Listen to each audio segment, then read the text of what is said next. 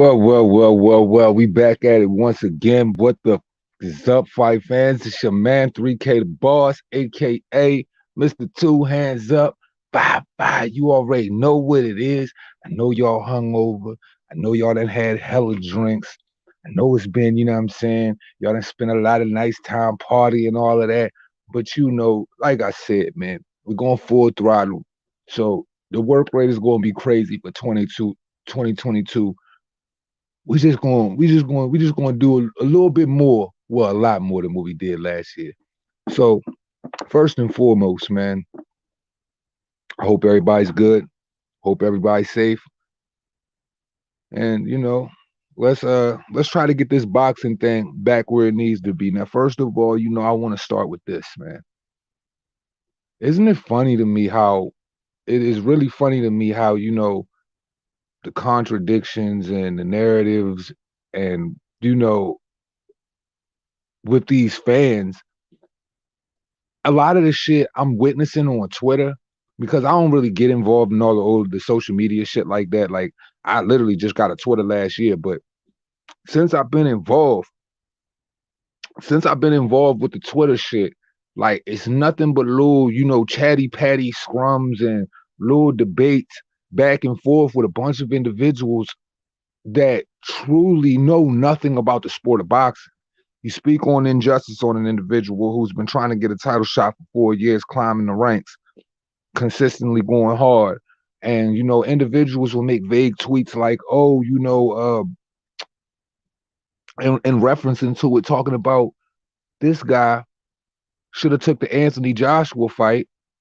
Speaking on it vaguely, I must say, like, this dude just turned down opportunities and forgetting like what's right and what's right and what's wrong is what's wrong, and then doesn't even have an understanding on how much money Dillian White has really made over his career.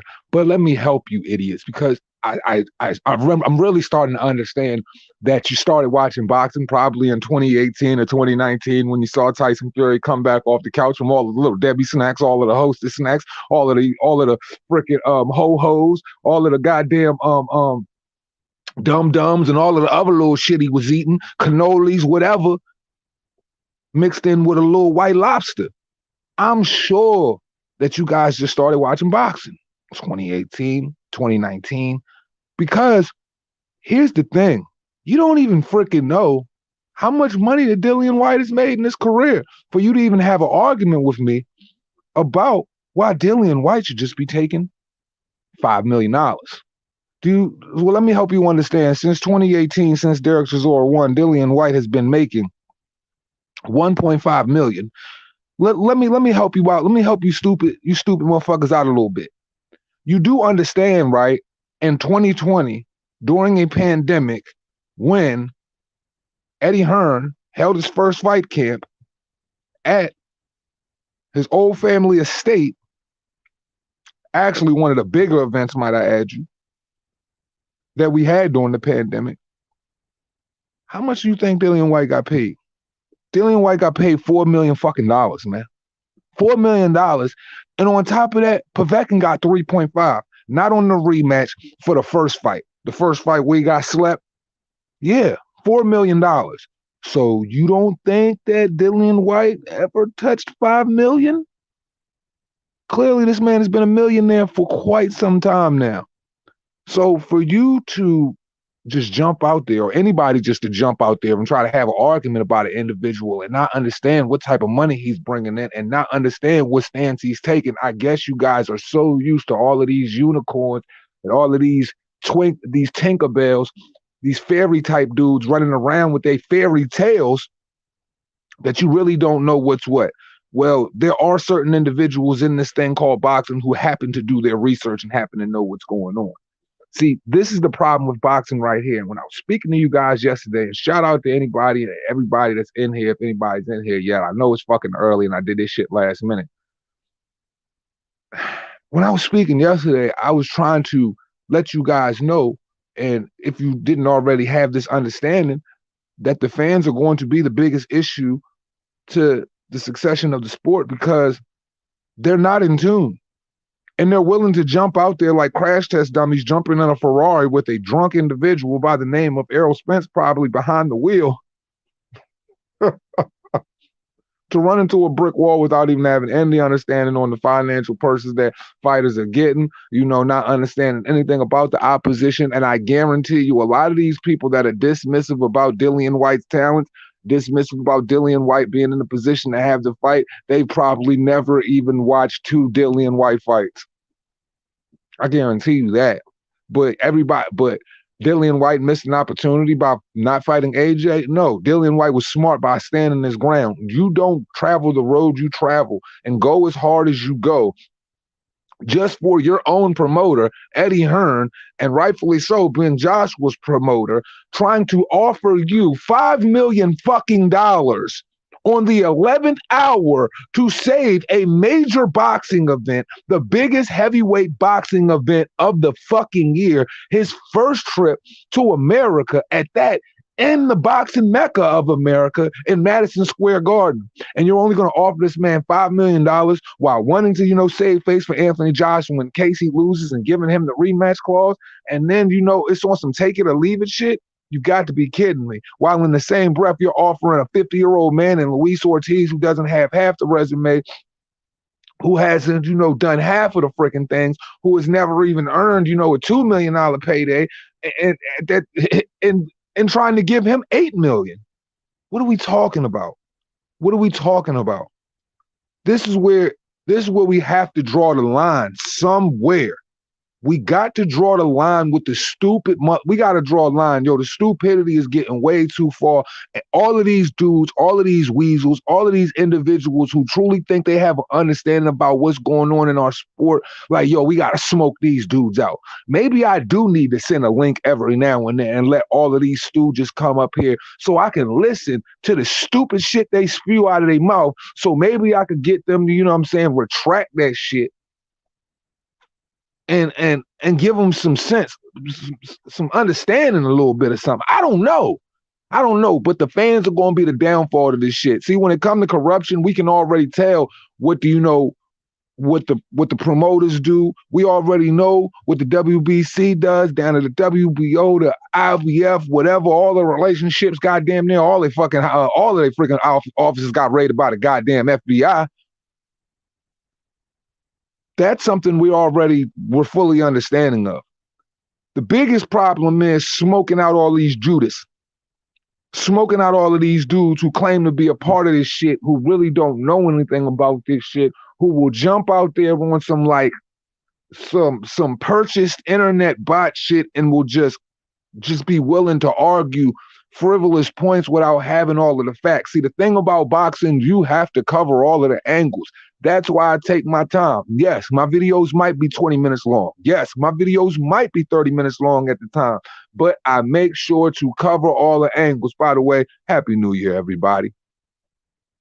I make sure I cover all the angles for you guys, take the time out and put all of the articles in the videos for you guys, and go through a process of explaining it on, on a correct timeline, just based on the fact that I don't want anybody, when they pull up in here and they try to, pull that shit with us, they already know. We crossed all our T's and dotted all our I's, homie. So whatever you're talking about, bro, that shit is based on feelings. It ain't based on the facts of the matter. Like, yo, dudes be like really, really trying to argue down shit. And they base it, no matter what facts you hit them with, it don't even matter because their head is so far up their ass. You know what I'm saying? Like they wouldn't even see the facts, or they wouldn't even, want to, take in interpret the facts for what they really are, and they'll still run around and they will wave pom-poms for you know what I mean, and whatever flag they fight us from. It's just corny to me, man. But shout out to everybody in the building. Don't ask me. Salute. Happy New Year, Brody. Jed Kyle was popping with you. Happy New Year, my guy. Toby Bartlett, salute. Mickey Dub was popping. I just don't get it, dude. I don't get it. And see, it's at the point to where I'm about to be like goddamn DT3. He riding in the car, you know what I'm saying, keeping it G, ready to blow his whole fucking lid about all of the corruption in the sport. I'm getting to the point to where I'm about to blow my fucking lid about all the corruption in the sport. But I'm just gassed out I'm just gassed out on, you know what I'm saying, trying to nail Jello to a wall, bruh. That's it. Now, we'll talk about Canelo, and we'll talk about the flip-flop and shit that he does. We'll talk about Errol Spence and the prolonged ducking activity that he's been doing for several years now. I mean, 3 years if you want, since 2018, 4 years. They've been freezing Terrence Crawford out for 4 years. They freezing Devin Haney out right now. They freezing out they trying to freeze out who else? Shit, like the name, like Dillian White.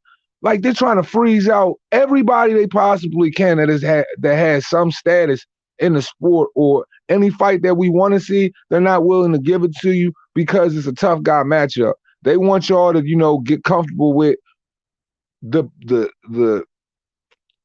weirdo position that they trying to put boxes in a sense of, you know, it's not about who really can fight anymore. It's about who we can make believe it.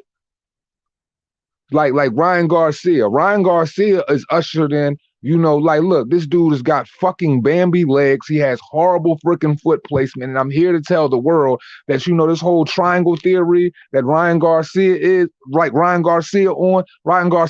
excuse me. I'm here. I want to bust this bubble real quick. I'm going to be jumping all over the place because, you know, we just having boxing conversation. I'm going to answer all y'all questions. We're going to rebuttal. We're going to do all that shit. We just having boxing conversation. So I'm just bouncing around here on all of the shit that I see is going on. Ryan Garcia, you jumping out there and you trying to discredit, you know, Gervonta. It's not even hard to discredit Gervonta because Gervonta has been discrediting himself for a very long time now. The dude is almost 30 years old and his freaking record is getting worse by the minute. It's like the money team for being this promotional outfit. They are going out of their way to put about 100-pound weights on this little midget's legs and just watch him sink to the bottom of the Mariana Trench or some shit like that. They could care less about how this guy looks for real. They could care less about the trajectory of what his career is going to look like down the line from the eyes of the fans because, you know, they have their own selfish interests. But when it comes to Ryan Garcia, the guy who is infamously known to pull out of every freaking match that is of credible nature that we feel as though would define him in some way, man, this dude pull-out game is crazy. And I find that really funny once again because the motherfucker got so many goddamn kids. How the fuck is your pull-out game so crazy and you got 11 kids out this motherfucker? Hello? Am I missing something? Breaker. Shit, motherfucker, the condiment broke your whole life, nigga, so you might as well go ahead and fight now. But see, here's the problem with Ryan. He wants to use this whole triangle theory with Tank. And now all of a sudden you want to take on Isaac Cruz. But see, there's a difference here. This dude is so stupid, he isn't even understanding that he doesn't have the footwork, he doesn't have the ability nor the movement to get away from what Isaac is going to be throwing at him. So this is how I see this shit playing out. And guys, I want you to get ready because 2022 is going to be the year of the upset, of the hurt feelings, and it's going to be the year where we're not going to get any of the freaking fights that we want. We're going to be arguing with people about the fights that we should be seeing, about the places people should be in, and about the things that, you know, in the direction boxing should be moving in. But we're not going to get the fights that we want, and we're going to see a lot of these fighters that everybody believe are top dogs getting exposed by lesser individuals on a consistent basis. Mark my words. I've never fucking lied to you guys before, and we've been right when we speak on these things. So trust me and ride with me when I'm telling you this now. It's going to be the exposure of individuals who they consider weak, yet are very hungry, that are coming from all different parts of the world, just like, you know, Banana Rosario upset the apple cart, just like Isaac Cruz beating up, you know, Tank Davis' body.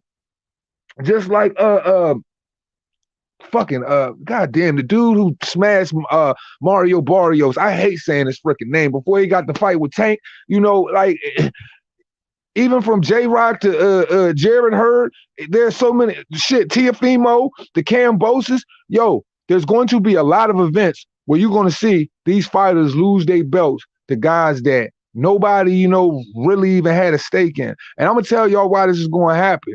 Because A lot of these fighters aren't even proven on a certain level. And so when you see Ryan get in this motherfucker and he go to fight Isaac Cruz, and this dude has terrible foot placement, he isn't on the balls of his feet. He doesn't shift around the ring. He doesn't really work laterally. He's playing it from mid-range, and he likes to fire off very quick shots. You know what I'm saying? But there's no movement to his game. What do you think Isaac Cruz is going to do to him if Tank Davis can catch him? If Ryan Garcia can't blast him out, Isaac Cruz can stop him. Yeah, he got off the floor, but he got hit by a dude that can't even punch, and it looked like he damn near fucking sent his brains in the fucking outer space. Yeah, he got up. But after I watch a few Isaac Cruz matches, you see the consistent body work, and you could see to where Ryan Garcia chasing this triangle theory that is Tank Davis, when we already know that Top Rank was when PBC was only willing to offer him a measly six figures to fight their guy. Like, he's gonna go out this door to get exposed by a guy that he's running around chasing the ghost. Mark my words. If this Isaac Cruz fight happens, if Ryan can't get him out of there within the first 5, I promise you, he's getting stopped by 10, or you know what I mean, they're gonna rob him on a decision.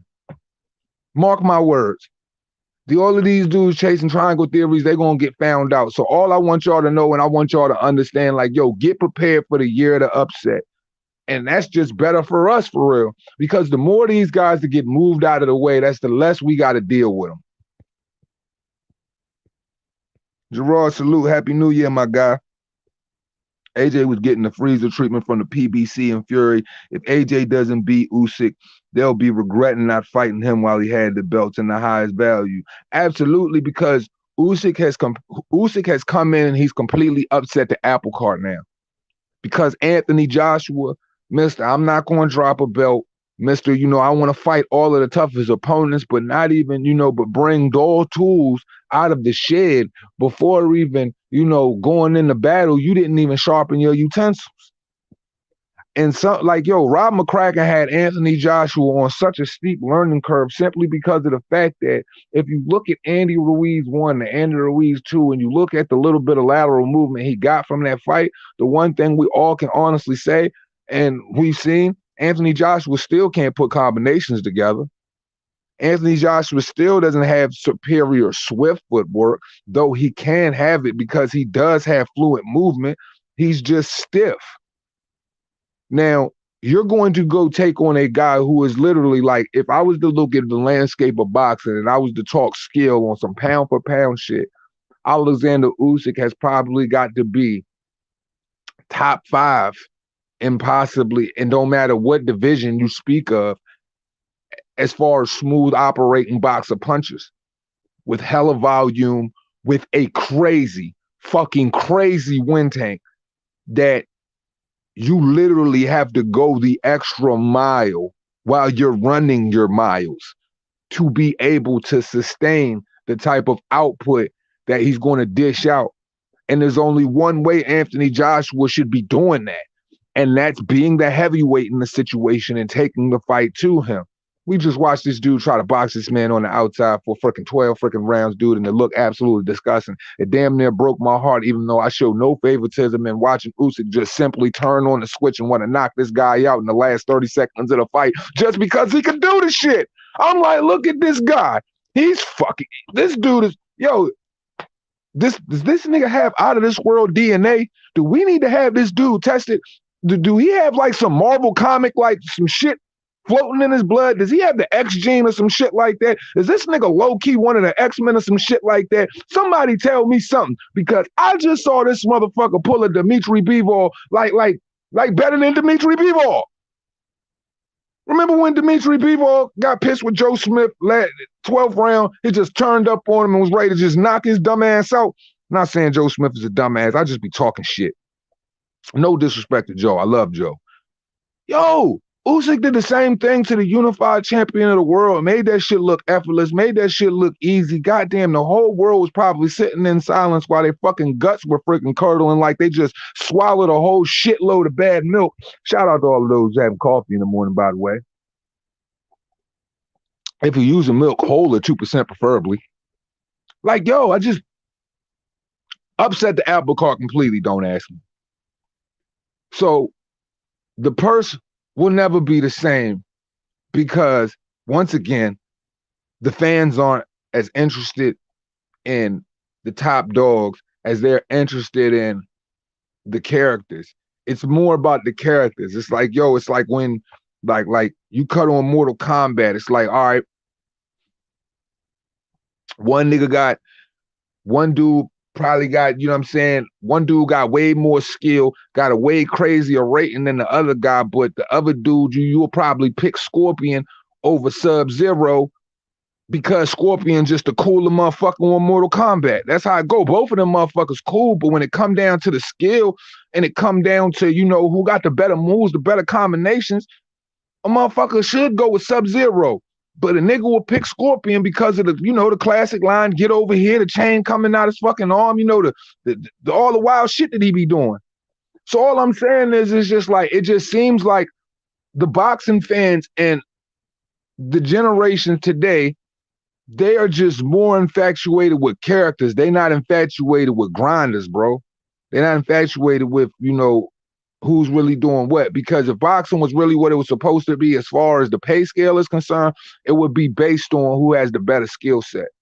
Like, so all of them dudes screwed themselves when it came to those Anthony Joshua opportunities to turn down, to be so egotistical and be so big-headed that you will walk out of a room with basically a fucking $2 million heavyweight fighter holding a fucking belt. Honestly, you know what I'm saying? You can't even prove he's a $2 million heavyweight fighter. Like, at that time, you walk out of the room with a $2 million fighter turning down a $100+ million, $120 million payday. Now, I ain't, like I was, once again, like I said on the video, I might not be the sharpest tool in the shed, but I'm not the dullest either, but that just points to you're fucking stupid. Hell, I read somewhere 2 weeks ago. Shout out my bro Mickey Dub. Said I read somewhere 2 weeks ago that Fury was in talks about making a film about his life story. I guess that goes straight to DVD anyway. Man, that shit going in that little $5 bin and shit you walk past in Walmart and shit like that. That, you know what I mean? People like to sift through hoping they can find one of the classics or some shit like that, but then you just like fuck it and keep moving on. Yeah, he's going in the $5 DVD bin. Call that motherfucker $5 Fury. Fuck it. The Gypsy Queef. I wonder if they'll have a scene where John Fury rips a man's eye out at a car auction in front of his teenage sons. Man, you never know, you know, with that guy, you know, like, that dude's a character. Like, for real, John Fury, like, I really see in that, you know, a lot of those Furies, man. Like, yo, did y'all hear the fucking excuse of why Tommy Fury pulled out of that goddamn fight? Pulled out of, you know, being blessed with the opportunity to make the biggest payday of his life, fighting on a stage to where, fighting on the biggest stage of his life, knowing this dude is just a 4-round flamingo. Like, come on, man. They said that Tommy Fury had to pull out of the fight because somebody punched him in his ribs, bare knuckle, and broke that shit. Bro, I will fight anybody fucking tomorrow if somebody broke my rib today. I mean that shit. I'm walking around with a broken rib right now. I might even have two for real. Bitch been poking me for years. I don't give a fuck, and I fought several times since I've had it. And I'm not glorifying fighting or anything like that. I'm just saying that's how insignificant that fucking injury is to me. If that's what it was, that shit too insignificant, or damn sure too insignificant considering the circumstances, considering the show, and like considering who the opponent is. Like, bro, to even give that excuse, bro, you should be ashamed of yourself. Take your ass back to what caravan you fucking crawled out of, bro, and go back to motherfucking spamming eggs, man. Because your fucking career is spamming eggs. The dude is dumpster butt. Like, yo, you pulled out of a Jake Paul match because you had a broken rib, allegedly. And honestly, I heard there's a lot of flip-flopping when it comes to the Fury camp in that. Because, we all know here that Tyson Fury isn't the only one that's probably bipolar here. We do know that.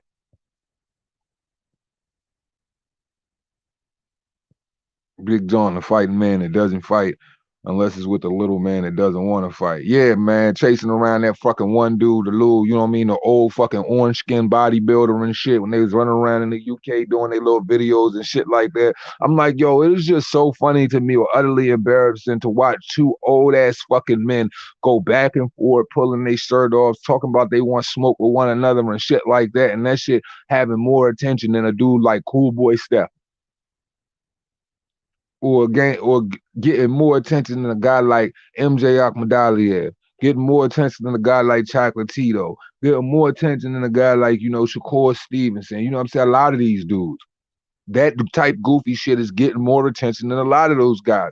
And I'm here to tell you that clearly, like, boxers are gonna have to smarten up, or boxers are gonna have to smarten up, or we're just gonna have to find or we're gonna have to find a convincing way to ship them out. The only way that they really could do that is to become personalities on their own. Because it seems to me that like we're speaking on John Fury and the old fucking dude with the bad skin and the way and what they were doing, if that shit can gain more attention than what y'all got going on, that's simply because, people of today are looking for fighters to be more personable. Like in the UFC, like these dudes make fucking pennies, bro. But to separate themselves from that, a guy like Conor McGregor goes and does outlandish, outrageous things in the media or whatever to try to get that bag. So what I'm saying is, don't go out here and prostitute yourself, but if something is on your mind, speak it. Because like I've always told you guys since I started this channel, boxing is the one place to where you can let your nuts hang. It is the one place where alpha machismo is fucking welcome. It is the one place where you could tell promoter. It's the one place where you could tell fighter, fucking, pundit, anybody how the fuck you feel, and you're still going to be able to keep your job tomorrow. So for me, that's why, I made the point that there always should be heroes and villains in boxing, because it's a one-on-one sport. And when we speak of boxing, we always speak of, a story, the great ones at least, or the great bouts. We always speak on a story that goes along with that. No matter who it is, there's always some type of attachment that leaves some type of lure before, we enter these battles. Now, when you watch boxing today, it's just a whole bunch of cap and then just a whole bunch of begging. Like you're not getting anything of value. What you want, you don't receive.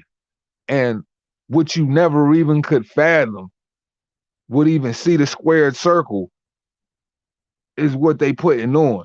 Like, yo, Triller coming around, throwing around so much money in the boxing world because based on being showmen, if you're in the business world or whatever, and operating and making a lot of their money, a majority of their money through social media, they recognize, if you look at boxing, like, yo, what's going on? We got the same ass boring ass press conferences. We got guys that don't want to fucking talk. You know what I'm saying? We got dudes that don't want to sell themselves. And then we just think that we're just going to walk these dudes down the ring. They're going to punch you in the face, and then these dudes are going to move 1 million pay-per-views. It's just not going to happen like that. It's not. And there's only a couple of fighters that get that pass that don't, that possibly, maybe they're not able to speak the language. Maybe, their image is supposed to be more clean. Like, a Pacquiao or something like that. But you're not getting too many guys that don't talk. You know what I mean? That can't open their mouth and are able to move units like that. Even Pacquiao say a little bit of slick shit, and then it it gets that much more. It gets that much more light shined on it, because it's like, this guy's always the nice guy. This guy's always the humble, calm guy, cool and collective, who don't really say nothing but always give the other fighter respect. But then when you see him take a dig at somebody, you just like, oh shit. Triller is literally taking advantage of the fact that boxing has been doing things the same way for the past 20 plus years. No matter how long they've been paying attention to it, they looking at like, yo, if we can get in here, these dudes is flopping anyway. If we got the money to throw around, if we can get in here on the right shit, we possibly can make a splash in it. I guarantee there are a lot of people looking at boxing right now like, yo, anybody can get in this shit because Bob Arum, Al Heyman, and all of these other individuals just aren't doing their job. Ziggy Zane, salute. Happy New Year, my guy. Chance 99, Happy New Year, bro. He said, hopefully in 2022, Jamal Charlo will give up beefing with the waitress and get in with Andre. Like, yo, why is it everybody just goes through this whole shit to where they're like, who is Demetrius Andre? Bro, you know who Demetrius Andre is. Yo, Canelo saying the dude is born, he's a horrible fighter and all of this stuff. But like I said, Canelo has caught himself with in the past, I would say in the past month, and we could even go back a year and a half. Canelo has put his foot in his mouth in so many situations and been caught up blatantly lying and contradicting himself time and time and time again. And you want to know why nobody is saying anything about it? You want to know why nobody is saying anything about Charlo or Canelo when it comes to these situations? It's because people got their heads so far up their ass, they got two Mexican flags waving out that joint talking about Canelo. You know what I'm saying? Or they just got, two Shaq was hanging out, Jamel Charlo ass talking about, like it's PBC forever. You know what I mean? Like these dudes they don't really want no competition. They don't want no burn with, a dude that's going to give them any type of problems. I mean, look, he having problems with Juan Montiel.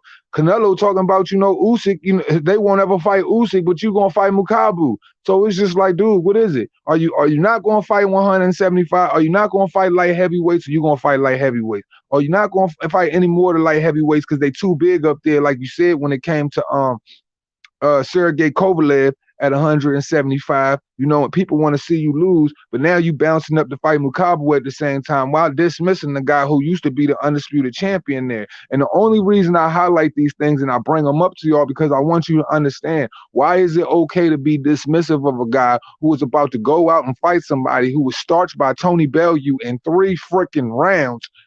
But when you got a guy like Dimitri Bivol who's willing to come down to 168 as a champion, when you got a guy like, Alexander Usyk, undisputed on both fronts, cruiserweight and heavyweight, who's willing to come down to cruiserweight and fight you, and you just being dismissive of that, what makes Mukabu who is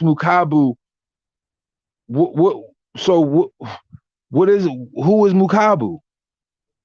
So what makes Mukabu so exciting? What makes him so electrifying? That's why I say, bro, like, it's always, as long as there's a belt attached to it, we can save face. Tell me I'm lying, bro. Canelo strategically running around fighting dudes who got titles because, when it comes to the conversation, this is how people try to drown out the Canelo argument. They try to drown it out like this. They try to say, yo, well, he fought, this guy was a world champion, that guy was a world champion, that guy was a world champion, et cetera, et cetera. So, you can say like, well, how can you sit up there and how can you complain about his activity? He's been more active than everybody fighting champions. Bro, this dude been fighting flat tires with belts on him, man. This dude been fighting serpentine belts ready to snap off the pulley, man. This dude been fighting peg leg pirates, man, hanging on the corner of the ship, man. This dude been fighting one-eyed willies, man. Straight dickheads, man. And people want to sit up here and act like what he's doing makes sense. How is it that, Canelo, this is your guy. He got so much activity in him. This dude is trying to sit around, already request a fight with Mukabu, and you're willing to sit around and wait for him to be done with a mandatory obligation, and I don't even know when the fight date is for Mukabu, and I ain't gonna butcher, homie name like that, so I'm gonna just fall back from that, his opponent. Why wouldn't you? Because you got Dave. You want to know why? Because David Benavidez went to that same convention, and they wanted to be, they wanted to be a mandatory. They wanted to make sure they positioned themselves in a spot to where, there was a level of a safe haven, somewhat of a covenant, somewhat that, they could blanket their buffoonery, and I mean, very slick in their tactics, very, very, very quick in their approach. They make sure that they cover all of those angles, so they have the whole, the whole fan base and every power that be, because Canelo has the right to pick and choose. They cover all of their angles so they can sit up there and say, yo, Canelo is doing certain things that no other fighter is doing. Man, bro, I could find, man, look, man, I could take any fighter that has talent, bro, and I could point you a champion here, I could point you a champion there, and I could point you a champion there. But we all know there are guys in every division, well, most divisions, that are holding belts that don't even, that really ain't even top dogs. That for real should be more of a contender than anything. Because honestly, you got to look at it like this: four belts in the division, them shits is all thrown around. You can't tell me everybody that's got a belt, the way boxing is right now with some of these vacant situations, et cetera, et cetera. You can't tell me every fighter that's got a belt. And mind you, not saying a fighter who got a vacant title don't have skill, because there are some. You can't tell me that you can't strategically pick and choose guys. Now, here's another thing. People say he didn't duck Demetrius Andre, but you only want to fight champions. Canelo only wants to fight champions, right? Well, why is it that he chose to fight James Kirkland coming off a 2-year layoff instead of fighting Demetrius Andre for the title? Can somebody help me understand that? And it goes farther beyond that. All I'm saying is, yo, if you don't see it, that's because you just don't want to see it. And I ain't got no bad blood for the dude. And I'm gonna show y'all how fair I am when I kick it. I have a disdain with Demetrius Andre right now. I have a real problem with Demetrius Andre right now. I don't know if it's Eddie or I don't know if it's Demetrius. I don't know if it's Eddie and Demetrius' ear, trying to curve the thought of having this fight and it going to purse bid or whatever the case may be with John Beck. But it possibly could be that Eddie Hearn isn't fancying the fight or whatever and don't look at it like a good fight and saying it's not marketable. And at the same time, you got this dude fighting the Luke Keelis, the Quigleys, the Williams of the world. And this dude has been trying to fight the Eric Landry Lauras, the Jacobs, and he's got none of these guys. But he's fought all of these, all of these unknowns. But now when it comes to John Beck, y'all ready to move up. But you're not even moving up to fight you're not even moving up to fight the WBO title holder. You're talking about moving up to fight the winner of Ryder versus Jacobs. We all know John Ryder got robbed against Callum Smith in that title fight at 168 pounds. So while everybody's praising the Callum Smith victory like that's a top victory for Canelo, please cut the shit. And another thing, what significance, what does it matter? What does it really mean to boxing? And what does it mean to Demetrius Andre to drop his title just to go up there and have a go at John Ryder or Danny Jacobs? What does that say? How does that play out? What takes place after that? You know what that tells me? That's a duck. They either Demetrius Andre don't like the style, he don't like the power, he don't like the way he puts pressure on his opponents, meticulous, patient, very, very, very, very awkward in certain situations, but ferocious and very mean and gets meaner by the round. Either he don't like it, Eddie don't like it, they both don't like it, but either way, I got to call it how I see it. It's very disappointing to me that the one fight that I truly wanted to see that I was going to go to, they already thrown it to the wayside because for once, we had a true threat that we would be able to find Demetrius Andre to where I could actually have a superior argument for this dude for hardcore boxing fans and saying, yo, John Beck is a fucking killer. If he iced that dude, bro, there is no reason why he shouldn't get a fight with any top guy.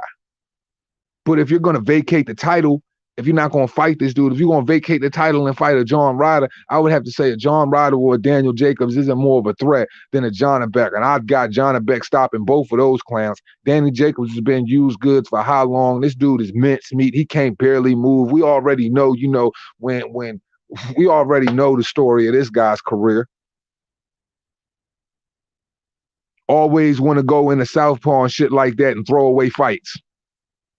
That's the story of Danny Jacobs' career. He gets in the championship fights, and he always wants to, you know what I'm saying, just act like he just lost his fucking marbles, and this motherfucker just want to go southpaw and fight the whole fight southpaw, completely being dismissive. What Ed, you know what I'm saying, what Rozier trying to tell this man, and he just go out there and make an ass of himself. Then when it comes to like the 6th or 7th round of every fight, then he wants to turn up, you know, go back orthodox and really act like, you know, really act like he was supposed to be really acting the entirety of the fight. The dude is a fucking circus clown. A circus clown with an S curl at that. Give me a break. That dude is what my homie would refer to as hot dumpster juice.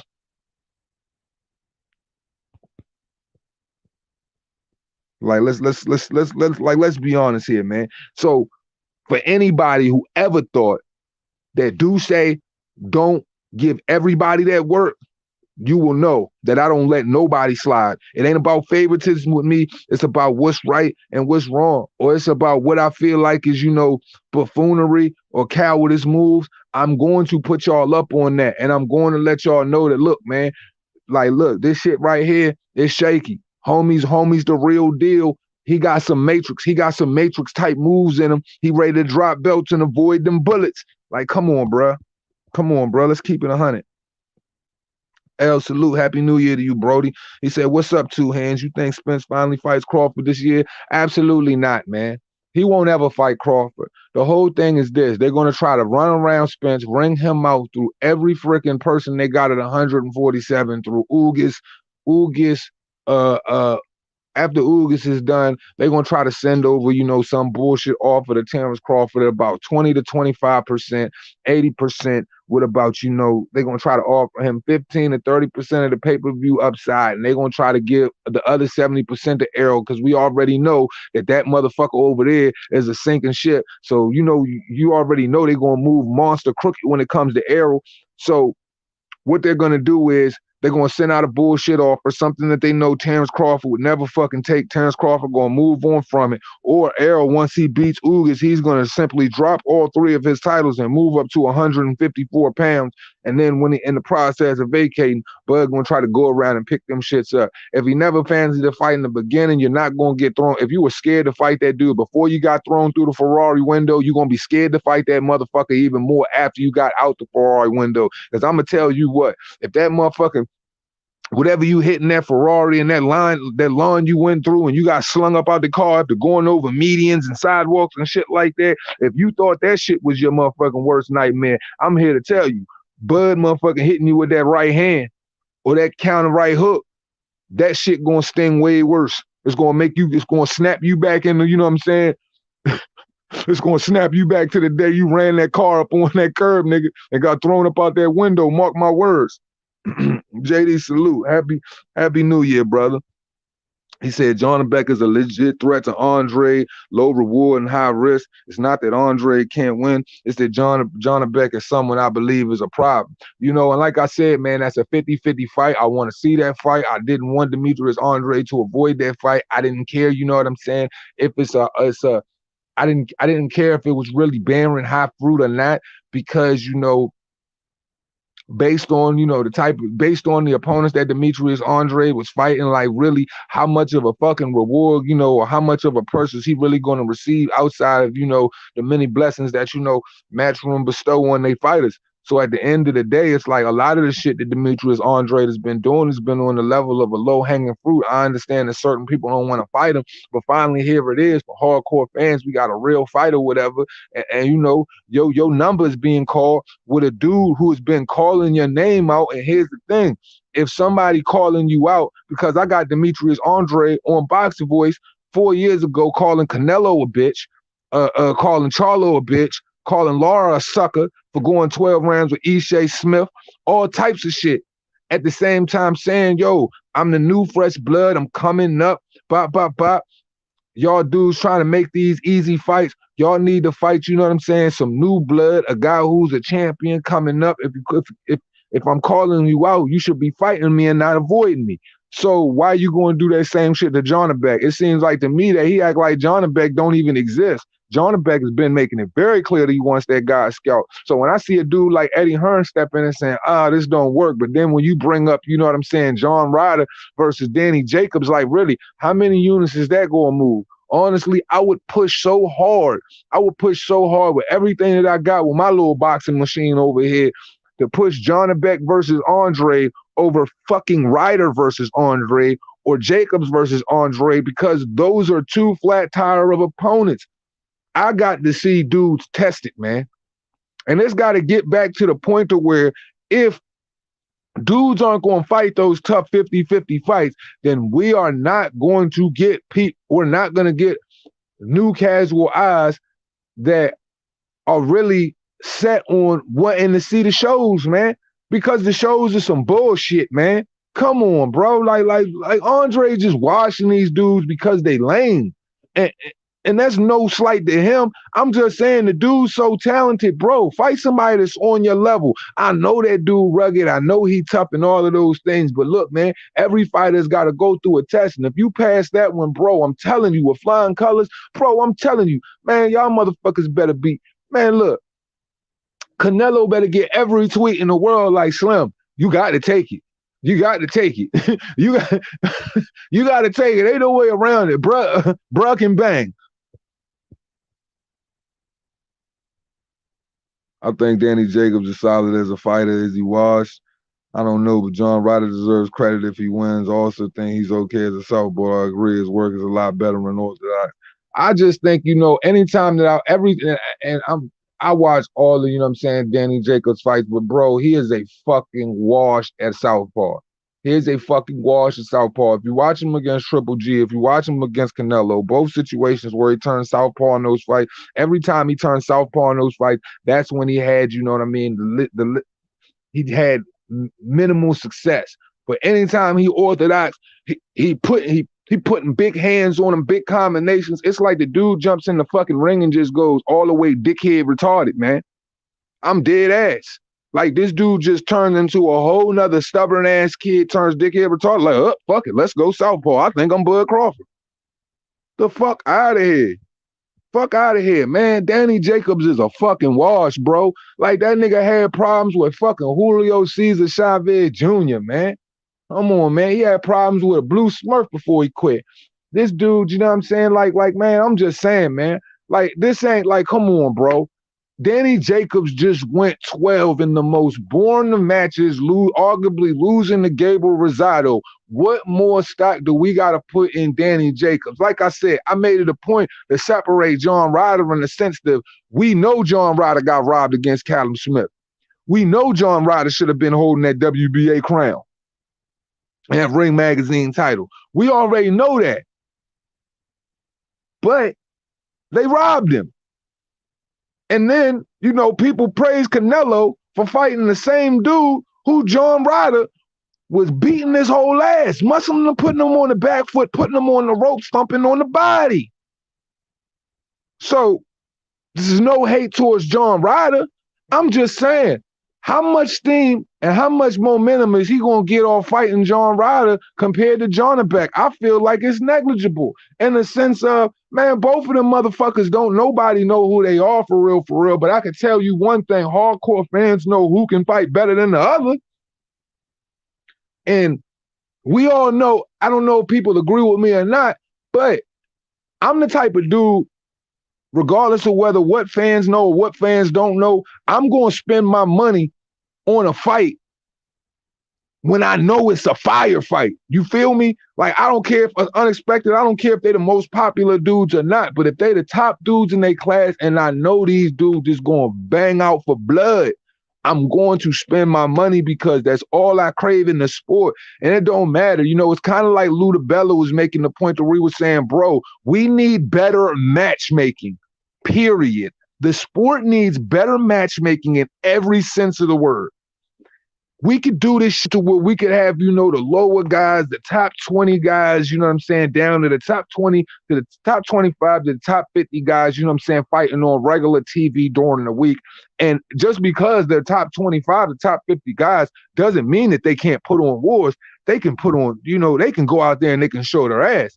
All it is about the spectacle. It's about the viewership. It's about getting people comfortable sitting in front of the screen on regular days and shit like that. And on social days, on social networking, ways to where people can actually sit back and see these things on a regular basis. And then, once they get comfortable with seeing good bouts with guys that are ranked close to one another, then you throw on like a top 15 versus a top 10 guy for the main events and stuff like that, kind of like Friday night fights and shit like that. I think if they did that, I think it would lend a better perspective for casual fans and rush more viewership, bro. And then that even shit like that builds up fighters, builds up their names as well, and people can start to really. Because at the end of the day, bro, it's just about a good fight, man. And honestly, I feel like I get more enjoyment out of watching two guys that don't have a fucking that nobody knows their name, and they just go out there and just go for it, and then they become familiar based off of their performance. Then one guy that's, that we just gotta be like, man, well, let's see how long this is gonna be. How much you want to bet? Fifth round? 50, 100, 20, 10, 20 push-ups on demand, drop and give me 5 right now? Or do you just want to bet a lunch or something? But how much you want to bet on when this dude's going to knock this guy out? I'm with you. Bet. Lunch it is, motherfucker. Oh, yeah, by the way, lunch for the week. How about that? Some of the best fights can be at the lower level local fights. Some of those dudes go hell for leather. That's what I'm saying, bro. And all it is, man, all you got to do is just, formulate this master plan like Voltron, man. Bring these dudes together, start having these fights. I just think, the weekdays, and I think like, shit, hit them in the head on a Monday, hit them in the head on a freaking Wednesday, shit, even a fucking Friday. And even, try to fit in, a boxing event. Not all of this shit. And look, bro, here's a problem, bro. All of this shit happening in a goddamn motherfucking going on U.S. soil at goddamn midnight, bro. I'm sick of that shit. Who the fuck wants to wait around till midnight for fighters that for fights that you already know they gonna win anyway? Like, bro, ain't nobody got time to be wanting to try to stay up till goddamn, midnight for a bum ass fight at all. JD, I've been saying this. Ugas going to target that out like a sniper. And Ugas was trying to fight for this more than Errol Spence. Spence took it because he thinks it's the least problem for him. Absolutely. All of these guys go for, all of these guys go for the guy that they don't feel is, they go for the weakest wounded duck that they possibly could find in the equation. But like I said, it's to the point to where he's boxed in. And honestly, Errol Spence thinks the choice that he's making right now is the best choice for him, and he's going to clean up that belt. But I'm here to tell y'all one thing, and it might surprise you. Errol Spence isn't going to win that fight.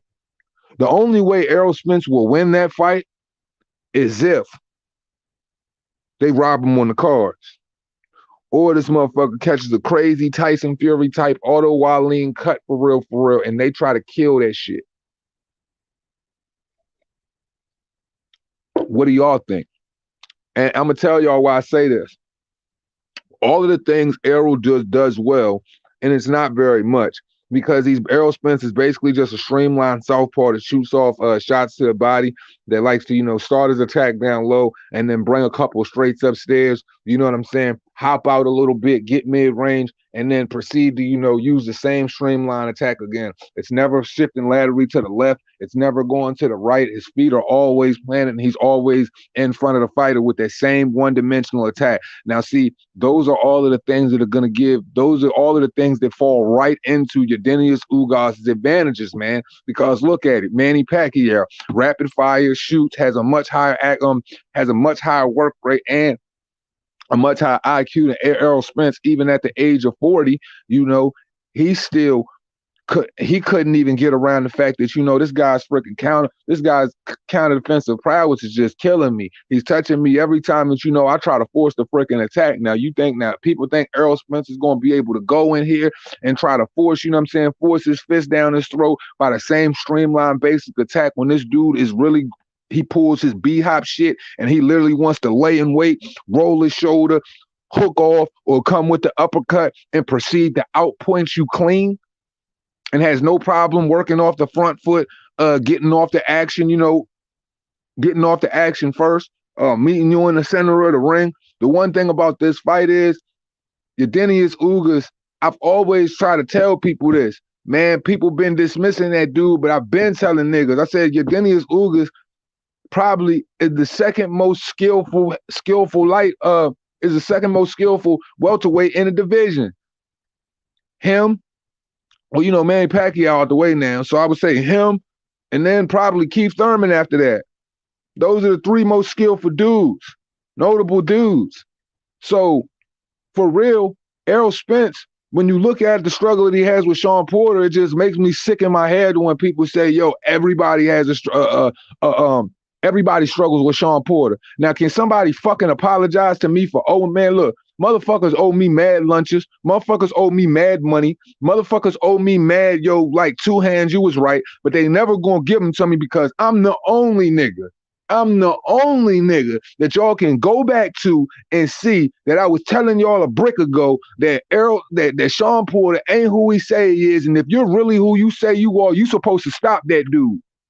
And there's only one person that stopped that dude. We know who that is.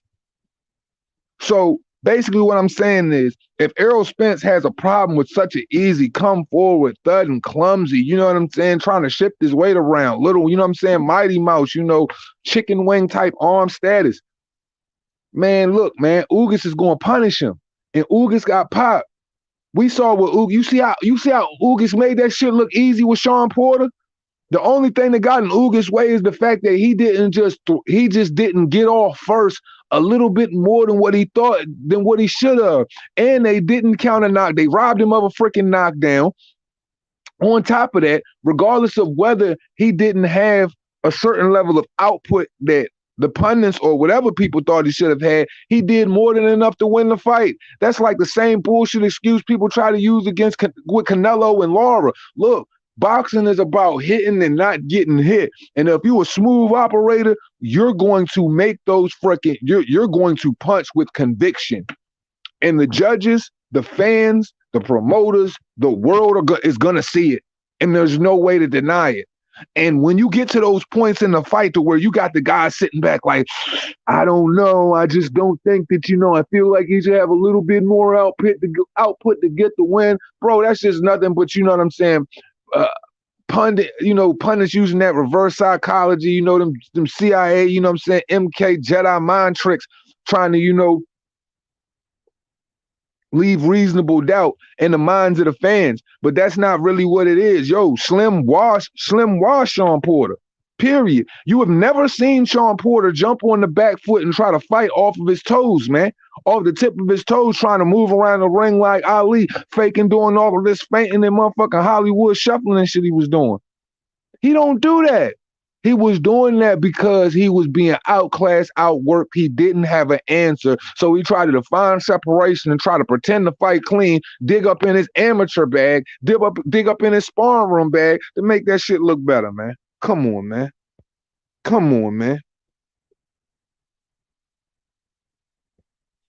That would be a very funny Sunday if Ugas stops pound for Spence. Bro, I'm telling you, it's really going to shock people to see the way that, Yadenius Ugas outclasses this guy, because I've always felt as though the whole world overvalued Errol back from before even the Shawn Porter fight was made, when he's saying it's the easy route. See, this is the thing. I've never been the guy to get caught up in, what other people say when it comes to boxers, especially in the media, because they just gonna lie to you anyway. They ain't nothing but pimps trying to sell a prostitute, you know what I'm saying, to you, you know what I mean, at a high price, and she ain't even, and she ain't even packing all of the qualities you feel as though she should have. That's all they trying to do. They just pimps, puss, and prostitutes. Not try to say fighters and no prostitutes or whatever, but these dudes we know in the business, you know how they business mind working. You know what they think of these dudes. They cattle to them. But at the end of the day, Errol Spence was never that guy, and I never get caught up on the buzz. I always get caught up on the science, and the science showed me this guy's resided at 147. He's never, done anything significant. Okay, you won a title. We made plenty of excuses about uh, uh, Bud Crawford saying he ain't fought nobody, or he fought a broken guy, et cetera, et cetera. But you won your first title off a broken guy who went up in weight fighting a real puncher, a real dog in Triple G. So it's just like, bro, like Jadenius Ugas is really gonna go out here and make this a spectacle.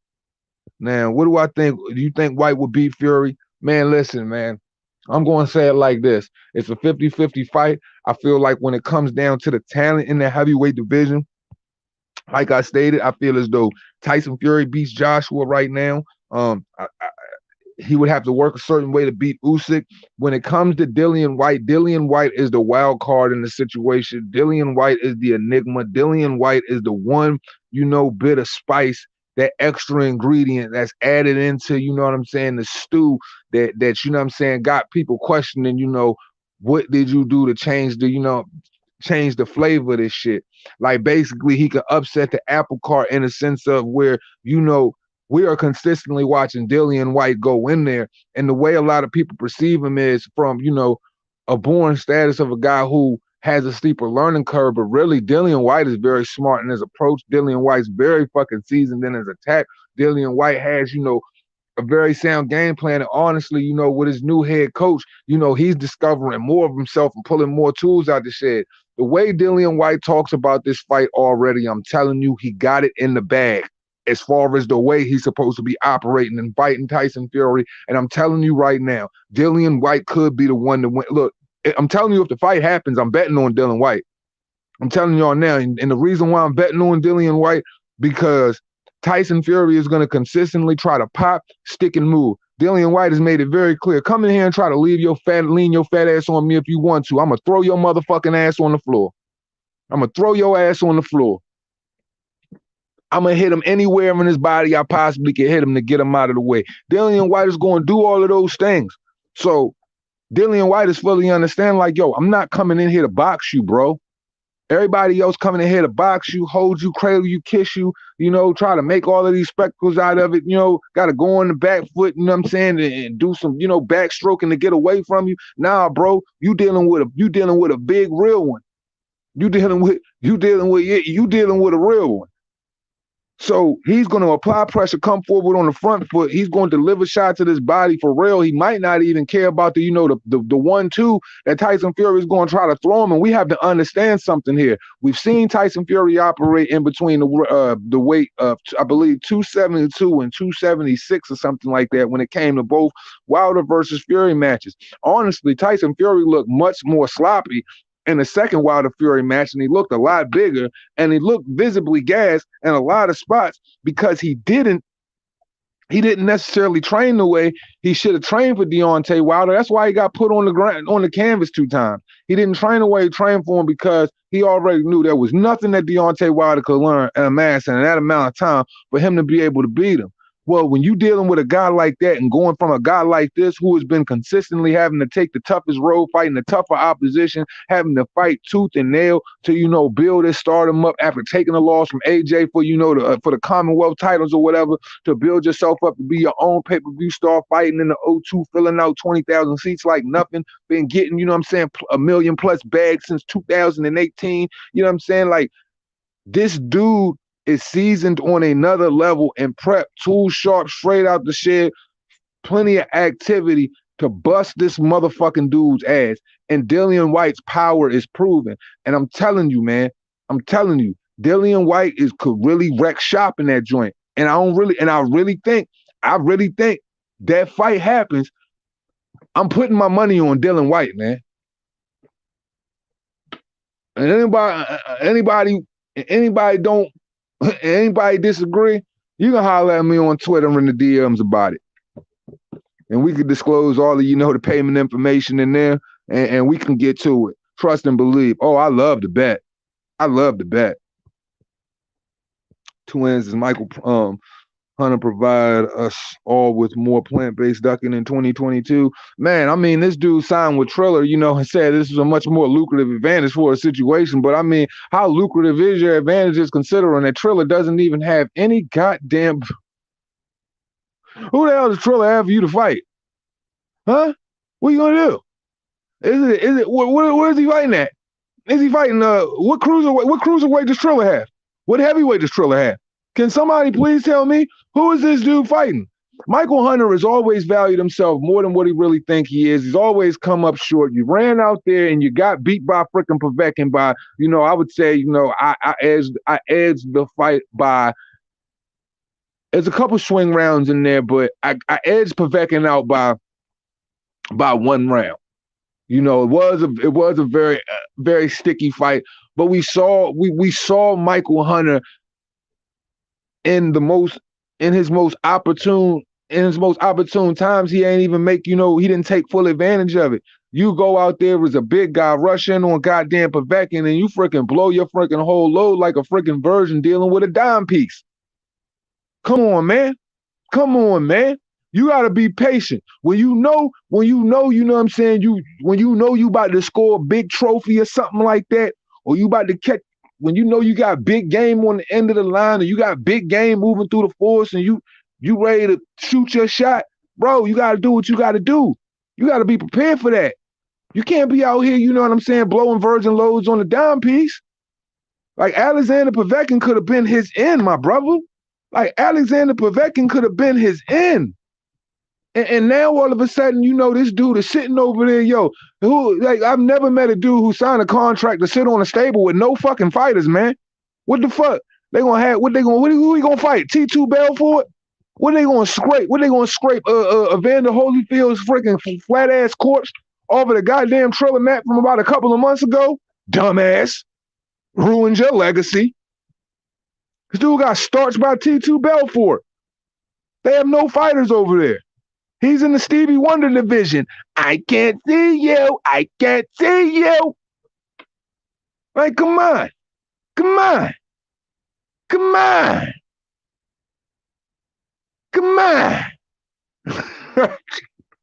trying to do this whole Italian thing, man. I love mob movies.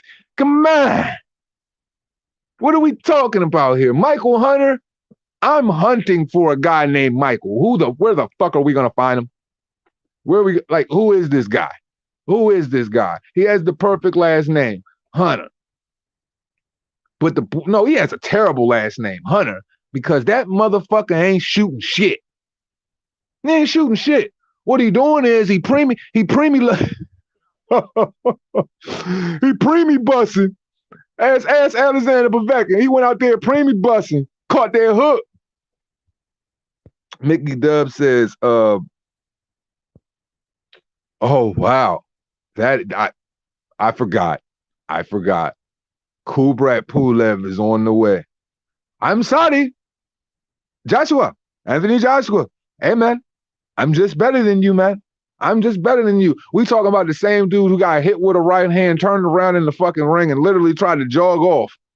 Like, he completely forgot it was a boxing match. He got punched in the face, turned around and tried to run.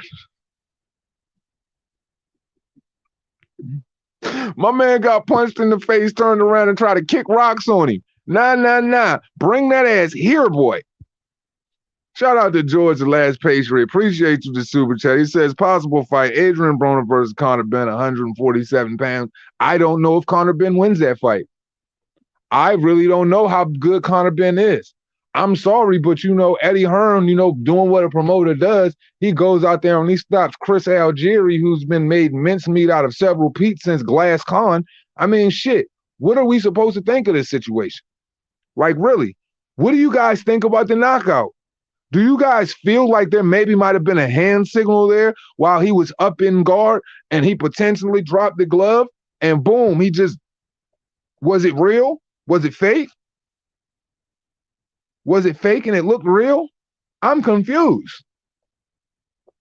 When things happen so fast, I call that the Edgar Berlanga, what is it? I call that the Edgar Berlanga diagnosis. Because Edgar Berlanga was running around out here, starching guys in one round, et cetera, blah, blah, blah, blah, blah, talking about a little record, this and that, and this and that, and getting put on his ass by bums, made to look regular by bums, but talking about you ready for Canelo. Dude, look, man, what you need to be ready for is a long year of training, getting your shit together, staying focused, keeping some goddamn headphones in your ear and tuning out the world and cutting off social media. Because my guy, you got some shit to work on. I hate these dudes come through here. F.A. Ajagba, Edgar Berlanga, all of these dudes come through here and they starch these nobodies and everybody praising them. Now, I'm not saying that, Conor Benn is starching nobodies, but who has it been recently? What, Sammy Vargas? Who was it? Sammy Vargas, Chris Algieri, who else? Who did he fight right before Sammy Vargas? Somebody enlighten me, remind me again. My mind going a little blank here. The edible starting to kick in. Help me out. Holy shit, Chance. Who you like today? Ortiz versus Martin? Holy shit, Chance. I don't even like that shit at all. That shit is criminal. That shit should be happening on free TV. That shit should be happening in the backyard while my fucking aunt and my fucking cousins are sitting in the corner slapping dominoes and playing spades. That shit should be free 99. Not 79 to 89.99. I mean, come on. Come on. In my Junior Lopez voice. Come on. Man, the whole world. Listen, man. The whole world knows that Charles Martin is not walking the earth like a fucking god. He's not stepping over anybody. The whole fucking world knows Luis Ortiz fucking birth certificate is somewhere lost in fucking Jurassic Park, trapped in carbon dating and shit. And you gotta fucking you gotta dig this motherfucker up out of a fossil. We all know that Charles Martin has been, the undisputed fat ass for the past couple of years, hasn't accomplished shit, and Luis Ortiz ain't been doing nothing but getting the pancakes knocked out his ass, with the syrup all spilled all over the floor, fucking with Wilder 2 times, chasing them around, man, with a fucking bomb squad choker chain on his neck. Like that's an embarrassing fight to me. That's a fight that, like we shouldn't even be talking about. That's a fight that we shouldn't even lend any type of we shouldn't even lend any criticism towards unless it's just in the nature of fucking like a Zarbamba level nuclear bombing on everything that is Martin versus fucking White. How dare they even have the audacity to put on a fucking fight? Well, I don't have a problem with it being Charles Martin versus Luis Ortiz, but I do have a fucking problem with you sticking that shit on pay-per-view and then taking Keith Thurman versus a whooped Mario Barrios and throwing them on pay-per-view as well. I don't know how long, I know a lot of my guys, I know a lot of my Reapers who've been with me for a brick. But for a lot of the new Reapers that's coming along and rocking with the movement, man, listen, man. I've been telling all my Reapers for a long time, and this is 100% fact. When they signed that 6-year Cox cable deal and they were trying to split fighters in between Fox and Showtime, that these dudes were not going to be able to sustain the initial business practice that they were trying to present to the world. It was complete smoke and mirrors. Now, to make a long story short, these motherfuckers tied themselves into a Cox fucking pay-per-view deal all the way up into 2024, correct me if I'm wrong. And with that being said, Fox is completely not invested in what they have going on. Now let's look at it for what it is. Fox didn't even want to, put their money up when it came or host Canelo versus Caleb Plant, because they're so weary about not being able to get their money back after they've already, witnessed and been a part of the fact that, every Wilder versus Fury trilogy, the sales went from 320,000 pay-per-views to 750 to 850K pay-per-views when they need 1.1 million to break even between both promotional outfits. Then the third fight falls even farther at a total of 600,000 to 620,000 pay-per-views. So this just will consistently show show Fox and show us that these motherfuckers just can't get it done. The stars on their stable aren't what they say they are. We don't know what they're doing over there. We do know they have, fighters, so this isn't a Ponzi scheme, but apparently whatever their business practice is, it just isn't lucrative, and it just doesn't, coincide with, the progression that Fox has consistently had throughout the years, man. Like, man, we got the fucking Simpsons, man. What we need to be fucking up our money with these simple-minded motherfuckers for? So basically, to make a long story short, I'm saying this. Now it's gotten to the point, like I was telling all my Reapers, that every fight that PBC has to put on is going to go to pay-per-view, because that is the only way that they can truly pay the fighters, and they can, honor their obligation, while at the same time eating loss on top of loss on top of loss, while we are sitting watching the decline, and we are watching the downfall of PBC play out right in front of our faces.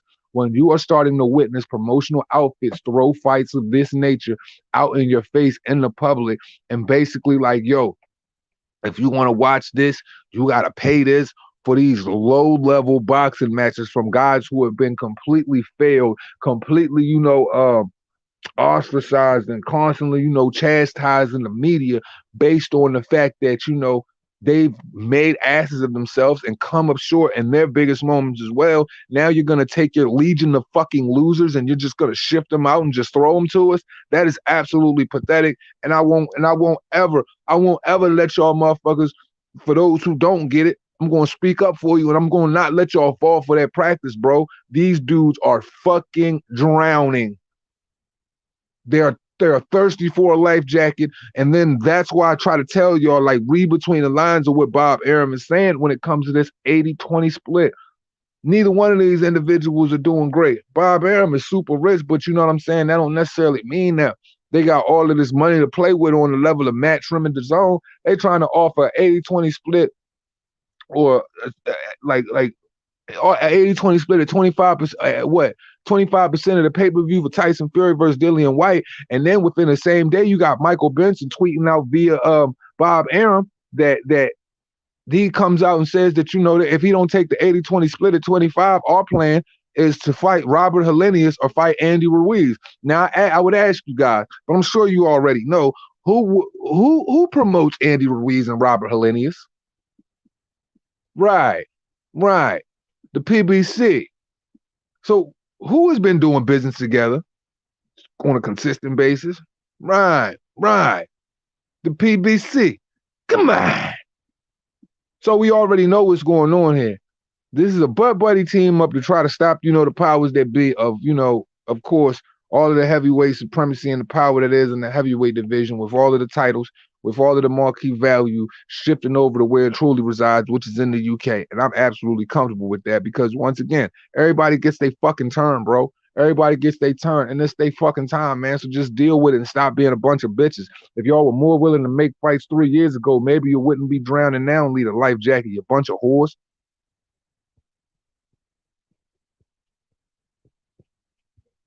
Shout out to George with the super chat. He says, potential fight.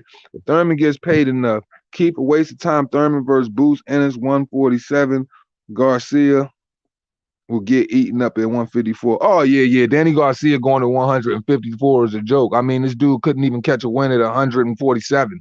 Like, let's be serious here. Let's be 100% serious here. Danny Garcia could not even catch a win at 147 pounds. 147. This is the guy who fought all of the over the hill guys at 140 and so-called, made his name. He's been smoking mirrors since the beginning of time. Literally the slowest 140 to 147 pound fighter I've ever seen in my life. I can't imagine this guy attacking on more weight and then having the torture of having to deal with and watch this guy at 154 pounds throw a fucking slow ass punch. It would be like me taking my VCRs, taking that shit back, 5 times on the rewind and shit, or hitting the rewind. You know how back on the old VCRs, you hit, or the DVD player, you hit the reverse button, then you press pause and that shit put in slow motion. That would be a Danny Garcia fight at 154 pounds. And I ain't feeling that shit. Now, as far as Keith Thurman and Bout Ennis, man, Keith Thurman wouldn't do nothing but get on his goddamn bicycle, man, and I mean, that nigga's gonna ride. He's gonna ride. Because Bout's too fast, too strong, too willing to bang out, and Keith Thurman, he's visibly soft in the core, and he don't like taking no shots to the body at all. He'll get beat on. Beat on. Ooh, what the fuck is up with all these spams? This shit tripping. Boxing Jump, salute. Thurman would never fight Boots. I want Barrios to win so that Boots can snatch up the win. Man, at the end of the day, I feel like this, man. It's just at that point to where, hey, Arrow boxed in too, man. Because like, who is mandatory right now?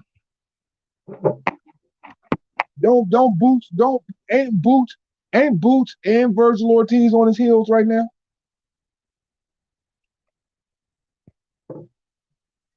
I believe they are. Come on, man. Come on. Man, we all know they robbed my son, man. They robbed my son. It's the politics of boxing. They never wanted to see us win. Man, I had that fight 10-2. Like, come on, man. Don't talk to me like that. Don't talk to me like that, man. My son went out there and he did everything he had to do.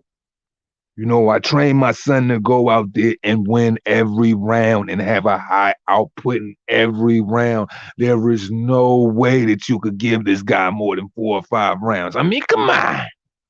Come on. Don't talk to me like that. Don't talk to me like that. Man, what it is, man, the people still gonna love us. We still gonna sell out arenas. Man, he's the people's champ. He's the people's champ. And they gonna come see the people's champ. Cause he's gonna sell out arenas. I mean, come on, man. We gonna do like 2 million in pay-per-views after the loss. We got Mariah Carey and Noir. And come on. We got J-Lo. Come on. 2 million pay-per-view buys. We got J-Lo, man. Oh my God. We got J-Lo. Hey, yo, Mr. T, man. They got J-Lo, bro. They got J-Lo. J-ho. Merry Thomas. Yo, man. When that fool said we're gonna do 2 million pay-per-view buys, bro, we got J-Lo. Man, look, man. If I ever was about to have a near-death experience and my body was about to transcend into a higher form of consciousness, as we would like to speak in the world of enlightenment, that statement damn near put me there. I almost, what I'm saying, like, yo, I literally came out of my body for half a second, had a near-death experience, man, got to see the true meaning of life and what I discovered in that split second of traveling the universe with infinite knowledge. I really understand that dude is a fucking dickhead. He doesn't know a motherfucking thing about the business of boxing. He just think he can come in this joint, Cookie Monster. I'm the trainer of the year, brother. You better respect me. I don't want to hear that shit. Man, my phone dying, man. Let me call you back. My phone down, let me call you back. My phone down, let me call you back. I don't know, man. I don't know. Like we gotta be a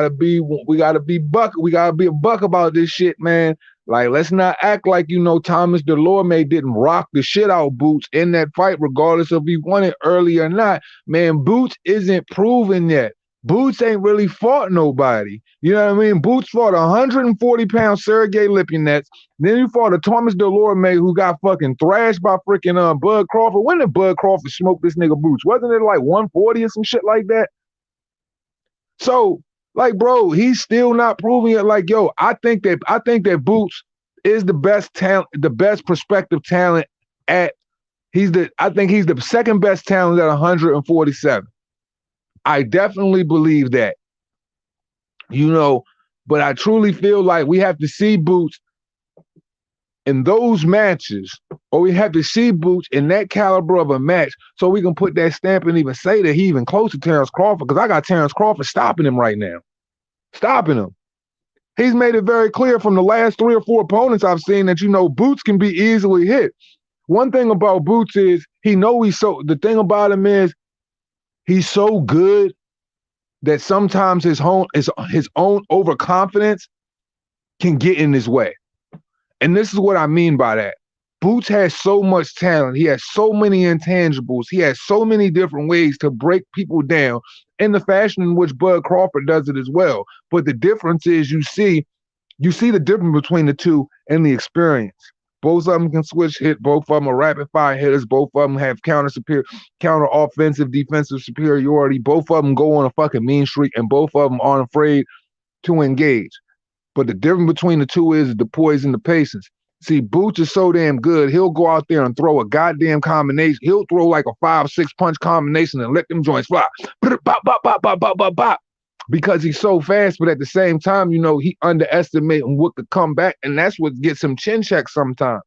So when you're doing things like that, listen, man, Boots, continue to be great, continue to be that hyper talent, continue to be, the biggest threat at 147 pounds to anybody.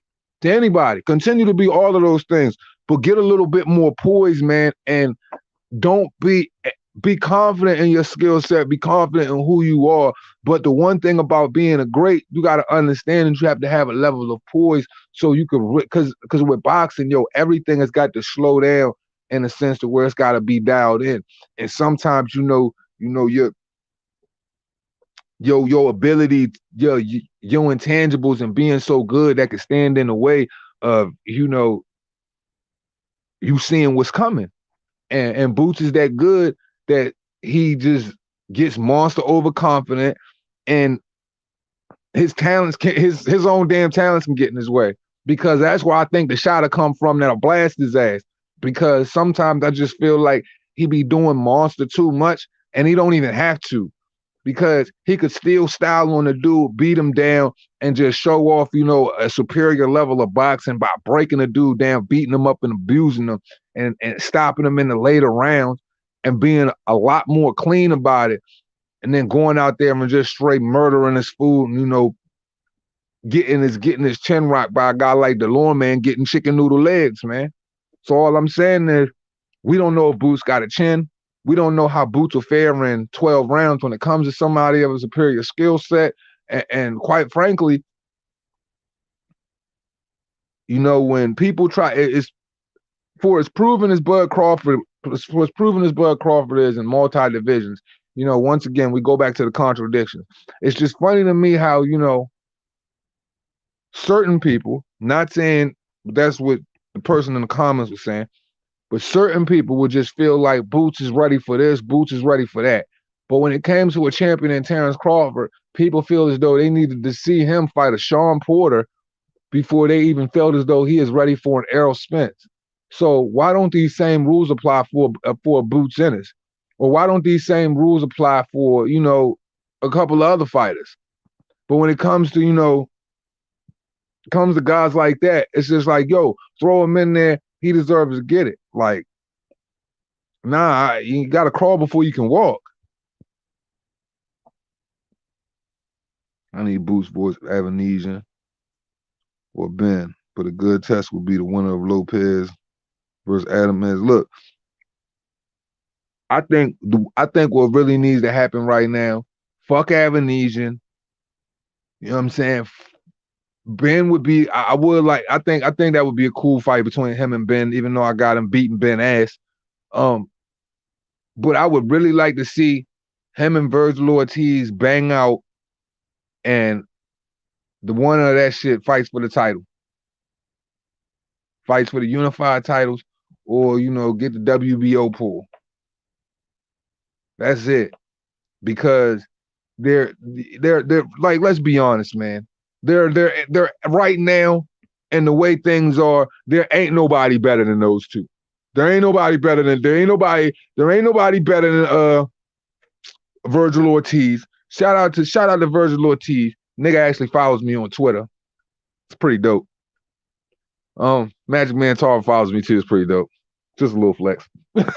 But shout out to Virgil Ortiz, very talented. Boots Ennis, very fucking talented. Those two are the two guys. Can't nobody get past them. They're gonna break you up, maul you down, outbox you, just out quick you, outthink you, out thump you. You know what I'm saying? Out slump you. Like, so it's just like, bro, all we need to do, let's just cut to the chase. Let's get straight to the money.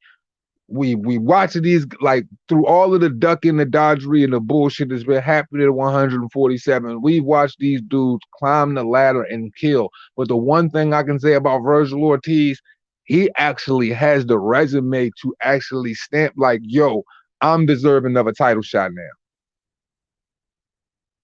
He's already fought former world champions. I mean, if you want to give, if you want to give goddamn Boots that nod, I mean, go right ahead. But I mean, the consistent level of talent, man, from what Solomon, Orozco, Vargas. I mean, shit. Look what he did to Mighty Mo Hooker. I mean, need I say more? Need I really say more? That dude deserve a title shot.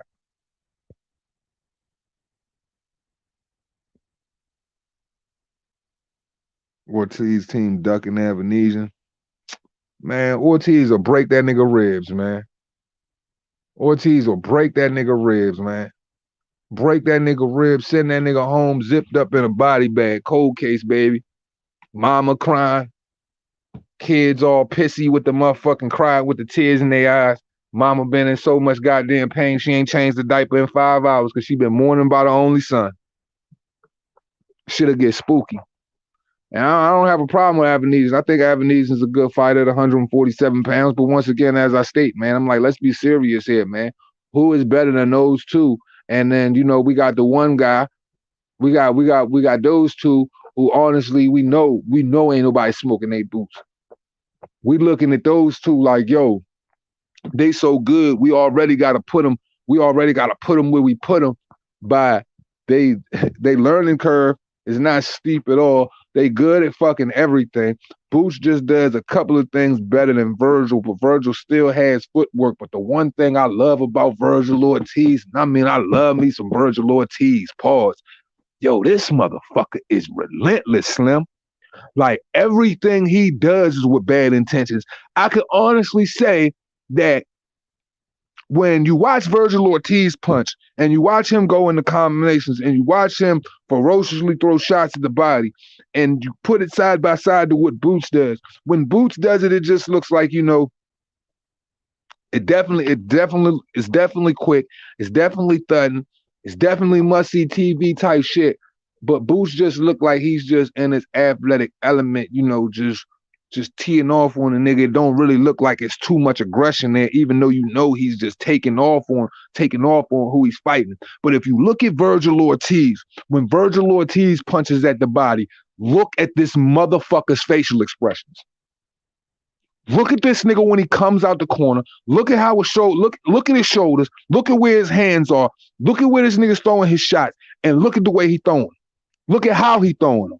The motherfucker is the nicest kid in the world on the fucking internet. But as soon as you put that motherfucker on the ring, it's like a fucking whole flip switch. It's like, yo, and the kid he's an amazing kid, man. Has hella personality. Like, yo, I genuinely love this fucking kid. But I mean, dog, put them niggas side by side, split the 16 by 9, make them niggas half and half, show the framework. I'm gonna do a video on Boots and Virgil Ortiz. I might do that shit next for real, and let y'all see what I'm talking about. But look at the ferocity. Look at the vicious nature. Look at how this nigga punches. Like, yo, he looks solid. For real, honestly, he looked like he was built to break bones, man. For real, like the way he comes out and work, I swear to God, this nigga looks like, yo, his whole life he was built to break bones. Look, Mo Hooker, skinny figure. He goes in there. What happened? Man, fucking with that boy, you broke your shit. You broke your shit. And this nigga, like, he don't got no problem breaking shit and bracking shit. Like, I'm just saying. Like, both of them vicious or whatever, but when it come to Virgil, it just seemed like, yo, it's something that click on that reminds me of that thing that, how do I put it? Who get real mean like that? Emmanuel Navarrete. Like when you punch Emmanuel Navarrete, how that nigga go super awkward, stupid on you. Like you just see how mad he is. The fact is like, yo, this motherfucker had the audacity to hit me. I'm about to bury this. I'm about to bury this motherfucker. Like that's that Virgil Ortiz shit. That Bud Crawford shit. Like yo, that I'm sitting center ring on some Mike Tyson, eye searching you every way your shoulder shift, nigga. My eyes is on you, dog. Look, I got you in the crosshead. Man down type behavior. Real man down. Not that fake shit. It's just, man, look. Boots, you know what I'm saying? Definitely born to do the shit. Great in all areas. But I think he be having fun in there. And I think that's what's different between him and Virgil. And that's one of the, and like really, I want to see that fight more than anything because for real, I think one nigga having fun in there, and I think the other motherfucker is just going out there because he just likes to hurt shit. To one person, I think it's more of a sport. To the other person, I just think he like to bend and break shit. I ain't even gonna lie to you. And I've already admitted that I think Boots has more attributes than Virgil, but I think Virgil meaner than Boots though. And that mean thing, like that's just something that you know heightens the level of a mental fortitude. Like your walls are a lot thicker with that extra, shit sitting on your shoulder and make you just want to take off on a motherfucker. Like you can visualize that shit with Virgil, and man, the dude just he want to break you, man, for real. Like for real, and I don't really see it in him. It's just like, yo, you seen how and Maurice Hooker for them earlier rounds, bruh was doing his thing the whole time. He was giving him everything he asked for. But peep though, man, this motherfucker was like, yo, he never wavered, not one bit. Virgil was like, yo, okay, I'm about to turn up on you. Oh, this is what you doing? Okay, I'm gonna do this. All right, this how you feel? 3-punch combination, bet. I'm about to take off on your motherfucking body. Like, yo, it was like the more the fight went off and as aggressive as it was, and you had two young guys really fighting in the prime of their career, you really got to see what superior boxing looks like when two people are supposed to be in their prime and they're supposed to be having a fight. Like you got to see the speed, the ferocity, you got to see, you know what I'm saying, full on action. And that's the type of shit that guys in the PBC, that's the type of shit that these promoters are afraid of. Because when you can visualize some shit like that, yo, you doing everything to prevent your from getting your champion in situations like that. And that's what I did with let me know that Virgil different from these other dudes, man. Because he comfortable with that shit. And that's just going to be one of many.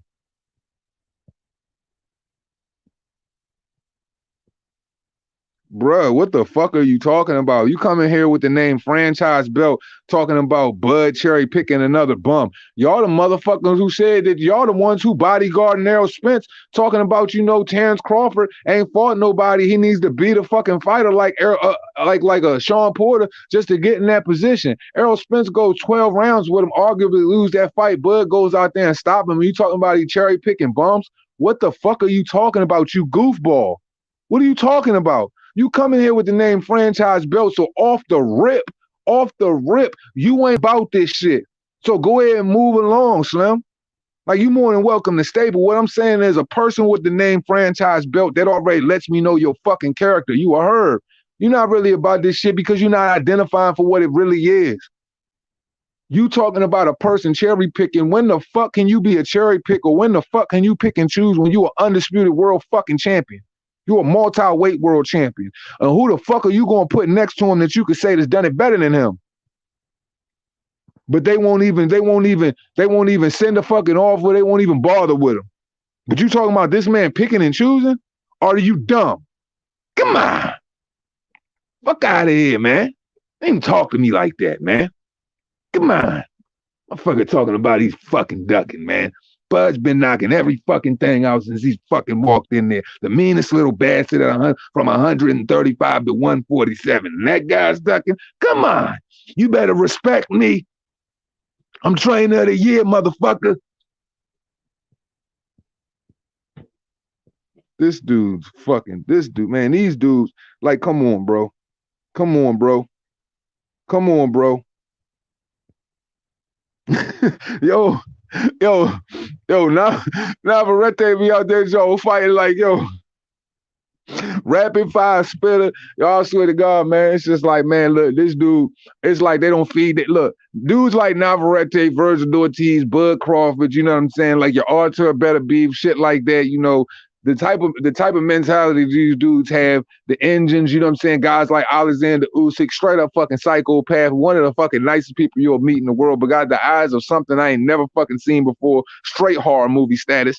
Them dudes, man, they some rapid fire spitters, man. 100 round clip, Vanguard, Call of Duty Vanguard, 10 loadout shit. 10 slots in the loadout. They got the front grip, the stop, the scope, the silencer, the hollow points. They shit's all decked out. They coming out that joint, they spitting hella rounds, man. And they enjoy doing it. It's like, yo, they feed all of them niggas gunpowder, sprinkle that shit on a steak, and then release them niggas out the back of a motherfucking, out the back of a goddamn waiting room just to go crazy on a motherfucker. Like the only thing those type of dudes is missing is Hannibal Lecter masks when they come out to the ring. Because I swear to God, you better keep them motherfuckers strapped in. Like, yo, like I swear to God, like Usyk just should come down the fucking ring in a fucking straight jacket with a Hannibal Lecter mask on, and then have somebody like Lomachenko, you know, Papachenko or something like that, pop the locks and shit and let him in the ring the second time he fights Anthony Joshua. I bet that motherfucker will piss his pants and not want to take that fight. I bet you right then that motherfucking stomach will curdle like bad milk and say, you know what? I don't think this is the move. The motherfucker came out looking like a goddamn 2042 with some Buck Roger years fucking astronaut in the fucking first white and just beat this motherfucker ass like no other. You know what I'm saying? Like beat his ass like no other. Now imagine Usyk putting on a fucking straight jacket, one of those Hannibal Lecter masks, some shit like that, or fucking like a Michael Myers mask, some wild shit like that. And this motherfucker is all locked in, 10 master locks. I'm talking about big game bread, you know what I'm saying? King Corso type, you know what I'm saying? Choke chains and shit like that on, walking down the fucking ring, and then the motherfuckers just release the locks on him and let him in the ring. What the fuck do y'all think Anthony Joshua was going to do? What do you think Anthony Joshua was going to do? What do you think? Bro, Kevin, whoever referred to Virgil as being an on his foot fighter? What does being flat-footed have to do with anything? Honestly, Virgil isn't all the way flat-footed. I mean, I think you should go back and watch the Maurice Hooker fight. Virgil has an in and out game. And on top of that, you know, of course, you know, I mean, Kavaluskas is a puncher and Kavaluskas is a top 10 motherfucking welterweight. I mean, shit, Kavaluskas, you know, put Crawford on the ground. And if Kavaluskas, for anybody that you would be referring to, they would have problems with him as well. But see, these are the things. You guys come in here, you don't ever want to see fucking fights. All you guys want to do is parade around in the comment section, talk about frivolous fucking shit that has no factual basis or whatever. You don't have a fucking peg leg to fucking stand on. And y'all just make these comments about fighters who go out and prove themselves time and time again with superior skill set, while all in the while praising guys who are packed with inactivity and do absolutely nothing, who sit around and wait for their promotional outfit to protect them. I don't get it. And with a name like Franchise, bro, I swear you just need to go ahead and jump out a first floor window and end it, bro. Just go ahead and jump. Go ahead and jump. Don't worry, the ground gonna catch you. The ground gonna catch you. You already know, I know. You know what I'm saying? But it's just at the point where I'm just like, yo, these dudes coming in here in 2022 or whatever, like I done switched up the whole shit. Y'all see I don't be letting people up here for real no more and stuff like that, because I don't really be wanting nobody on my shit. Like, you know, like dudes like get like niggas be getting like real comfortable and shit like that, and that's cool or whatever. But at the end of the day, you know, that shit don't never work out the way it's supposed to go. You feel me? Like you extend the olive branch and then niggas are getting their feelings or whatever when it come to disagreements, because people are completely just hoodwinked by the way like the way life is right now. You see how you can't even see the number of dislikes on the videos no more. Shit like that bother me, because that's how you get a better understanding of what the people feeling and what they don't feel. So now we just trying to push the world in a way of where, okay, we just got to side with one opinion. And that's the opinion of the many and not the we very few. And I've always had my jersey on, in the back of that bitch might as well say we are very few, because I don't fucking rock with the popular opinions, because the popular opinions is the bullshit.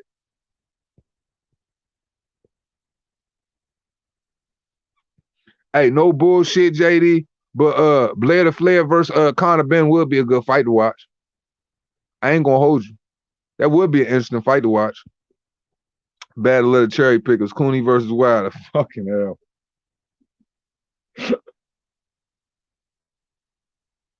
Oh man, I don't know. I might have to go with Cooney on that one. I think that was Scare Fury. I think AJ can handle it. Man, I don't know, bro. I don't know, man. Like, look, right? Look, man. Anthony Joshua caught an ass whooping so bad, so crisp, so clean, man, like a baby just hopping out of fresh water, which, you know what I'm saying, that pink bottle of baby lotion on, it smells so good that everybody be trying to steal from their kids. Like, yeah, he beat that boy ass real clean, man. Like, I just feel like Anthony Joshua is visibly shook of Usyk. He is, man. I've never heard an individual, you know what I'm saying, say, you know, I'm a, like, first you saying, oh, yo, I'm going to go for the get back. I'm all about to get back, blase, blase, blah. And then in the same breath, you talking about, you know, I'm a businessman too. So, come to me and you talk the number, you know, you possibly could get your boy to step aside. And then my fucking Junior Lopez voice, I'm like, come on.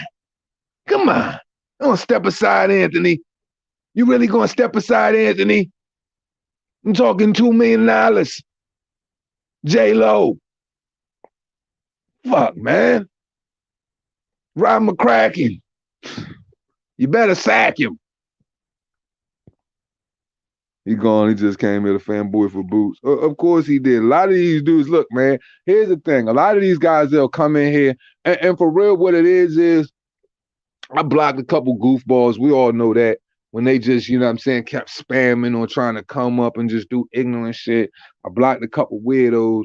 And then some of these guys will just pop up in here. And what they do is they lay in the cut. They come in under different names. And really, they want to chill because, you know, they fuck with us.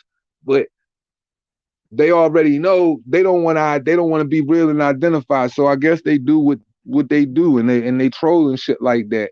And you know, honestly, I highly doubt that they feel how they feel. I think that, you know, this sport has been completely hijacked by, you know, people who don't necessarily care about it, but understand that, you know, boxing, you can make a lot of money off of, you know what I'm saying, talking about some shit you don't really know. It honestly feels like to me that a lot of half of these channels, these motherfuckers just literally just like look at other dudes and they doing and shit like that, and then they just decide, you know, fuck it, I'm gonna jump out there too. I only been watching boxing for a year, but I can just figure out the shit as long as I go because I got the internet. Like, ain't no real passion there, nothing. So I feel like, you know, and then like let's think about all of the tribalist freaking groups that popped up, you know, left and right and all of that shit. You know, that created like this whole divisive toxicity and all of this poison in the boxing community. Now, you know what I'm saying? Like when you start calling, you know, when you start separating, like, we the Latino box community, the black box community, blah, blah, blah, blah, blah, pro this way, pro that way, this and that. All it does is create toxicity, and the fans start to pick and choose.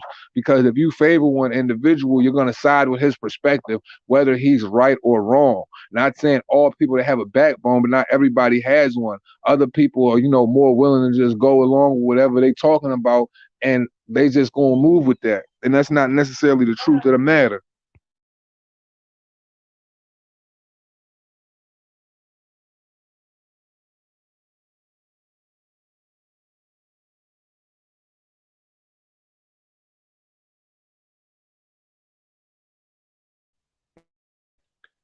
My bad. I'm not pro nothing. I stay in the gray. Like, man, listen, man. I'm saying, but that's cause you know what I'm saying, you're a real dude. Like, a lot of people, I'm saying, it's a lot of kids, it's a lot of these young cats.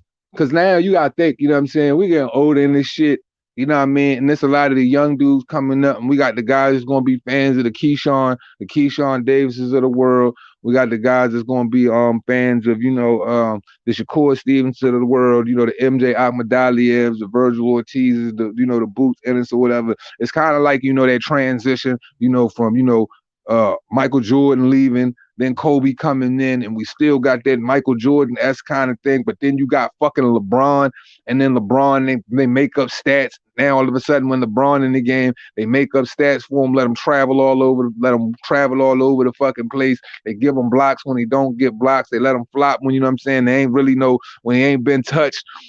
And that just shows me that the fans that follow behind that, they're comfortable with whatever the lie is as long as it fits their narrative. So we're going to have a whole movement and shift of younger cats that's coming to part of the game that don't necessarily have his best interests at heart. And they just going to, you know, go whatever the narrative is and just move along with the toxicity. They don't care about, you know, the history. It's been like, look, people have been consistently proving to me that the history should be left in the dust, basically. Fuck your Ali's, fuck your Mike Tysons, fuck your Sugar Ray Robinson, fuck your Sam Langfords, fuck your Ezra Charles, fuck your Rocky Marcianos, fuck your Jake LaMotta's, fuck your Sugar Ray Leonard, your Marvin Haglers, your, you know, your Hitman Hearns, your Alexis Aguayus, fuck your, you know what I'm saying, Boom Boom Mancini's, fuck, you know what I'm saying, your Floyd Mayweathers, your Chico Corrales's, you know, fuck all of those dudes. Fuck them. And I say these things because they don't even appreciate them. They don't watch them. They don't know what good fights look like. They basically just jump out here, like for real. They just jump out here and they just, you know, like for instance, when people start comparing Tyson Fury to Muhammad Ali, you can't tell me that boxing ain't dead and needs resuscitation ASAP. People, and this is how disconnected people are, right? Y'all remember when I did that video right after Tyson Fury stopped, you know, Deontay Wilder, and nobody believed he stopped, and I told everybody I was going to stop him in the second fight, and I compared Tyson Fury to Ken Norton. Everybody who watched the video, not everybody, but it was it was plain as day to see that I was comparing Tyson Fury to Ken Norton, the movement he used, the separation, the range, the crossbone defense that was implemented through, you know, working with Sugar Hill and using the crunk style system in that fight, you know, not smothering his food, but not smothering his food too much, but just the overwhelming front foot pressure and just, you know, the awkward movements, you know, those feints, you know, when Fury, you know, do the nose touch, constant shoulder shifting and shit like that. So I put them side by side and I showed how Ken Norton worked. And when he was when he beat Muhammad Ali and in other situations, and I showed how, you know, Tyson Fury worked in the manner where he beat Deontay Wilder in the second fight. Why the fuck did everybody think that I was talking about goddamn Muhammad Ali and comparing him to him, bro? You want to know what that is? Because nobody listens. Nobody pays attention to, they don't care to read between the lines anymore, y'all. All they want to do is all they want to do is visualize and put in their own fucking head, in their own little fucking blue pill matrices, what they depict it to be. And what people took from that is, when it says clear as day, Tyson Fury and Black Hercules, Ken Norton, are soul brothers from another mother, clear as day in the title, people immediately jump out there and start comparing them to Muhammad Ali. Why is that? Because they want that image of greatness or whatever to be bestowed upon a guy who doesn't even deserve it. Or some of them crave a level of toxicity where they just want to see this guy sit beside a great, where you can sit back comfortably and know that your fucking your so-called heavyweight lineal fucking fairy tale champion has literally weaseled his way back in the game, for somebody who was 100% ass. Sorry about the noise. I gotta grab something real quick. Shit. Now I grabbed the shit and it just stopped my train of thought. You know, he just comes out of nowhere. You know, loses all his weight, comes back to the game, and then people just usher him in, let him use this whole fucking this phony, you know, lineal title shit. He beats Deontay Wilder twice, and you know, after coming from a layoff from 2016 and being a drug cheat, and now all of a sudden everybody just, you know, wants to start comparing this guy to Muhammad Ali. How? Where? What am I missing here? What am I missing? Why? When did we start doing this shit? So that just tells me nobody cares about what the facts are. Like Canelo, You could give people the facts no matter how y'all see me. I'll post articles all day about what the facts are and the contradictions. What do? What do? We know what they do. They sit up there, they don't even pay attention to it. They'll rather argue and just talk about, oh man, who else is going to fight for 5 divisions? Who else is going to do this and do that and do this and do that? While completely being dismissive of the fact that certain people are doing shaky shit. And I'm just not focusing on him. I'm just focusing on just the favoritism of it all and how people are so disconnected. They just automatically want these dudes to get the praise that they didn't necessarily work for. And they'll be dismissive of the drug cheating. Shout out to Oscar Valdez. They'll, you know what I'm saying, still praise, you know what I'm saying, praise wins that he didn't deserve when this dude looked fucking out of this world against a guy who was a known killer at 130 pounds. And then all of a sudden now this guy fucking he fucking pops fucking dirty, and then he fights in Seattle and the bitch looks like straight hot dumpster juice, and the motherfucker couldn't knock over a domino his whole goddamn career. Now this nigga just blasting Miguel Burchell out the water and popping dirty. We're gonna be dismissed by that because the Pasawaki Boxing Commission, right? So this just shows me time and time again, no matter what happens, no matter where these guys come up short, no matter what certain fighters do, we're going to be dismissive of it. Well, this coming generation, because they don't give a fuck about the history. They don't care about the ones that came before them. So that's why, you know what I'm saying, it's a complete disconnect. So I don't think we ever going to find no middle ground. And I'm cool with that. I'm all the way cool with that. Because like I said, whatever we do over here, we got to make that shit to the point to where, yo, if you're going to pull up over on this shit, you're going to understand, like, you're going to deal with constructive criticism. Like, it's just so crazy to me. Like, I'll go on Boone channel. Boone will say something about, like, he said something about Dillian White and Tyson Fury. Well, Dillian White should just accept the money. And I came in there and I just commented on this page and I said, nah, you shouldn't accept the money. So, you know, with these motherfuckers, you know, people are so freaking disconnected from having opposing views and just being able, you know, to discuss, you know, different perspectives to one another. They just automatically think that, yo, if Boone drops a video, we just all supposed to agree with what he says. All of a sudden, they motherfuckers acting like me and him fell out because I just disagree with what he was saying. Saying, nah, just don't bend over. Just don't lay down like that. Nah, bump all that. You done came too far. You can't just keep getting fucked over and fucked over and fucked over and walked over and continues to get fucked over again. But at the same time, niggas don't know. I'm talking to Boone on the cell phone on a regular basis. I'm calling this man in the morning, 7:30 in the morning Eastern time, wishing this man Merry Christmas. But people are so disconnected because they think if you have a differing opinion, it's automatic. You're automatically against each other, and that's not the case, man.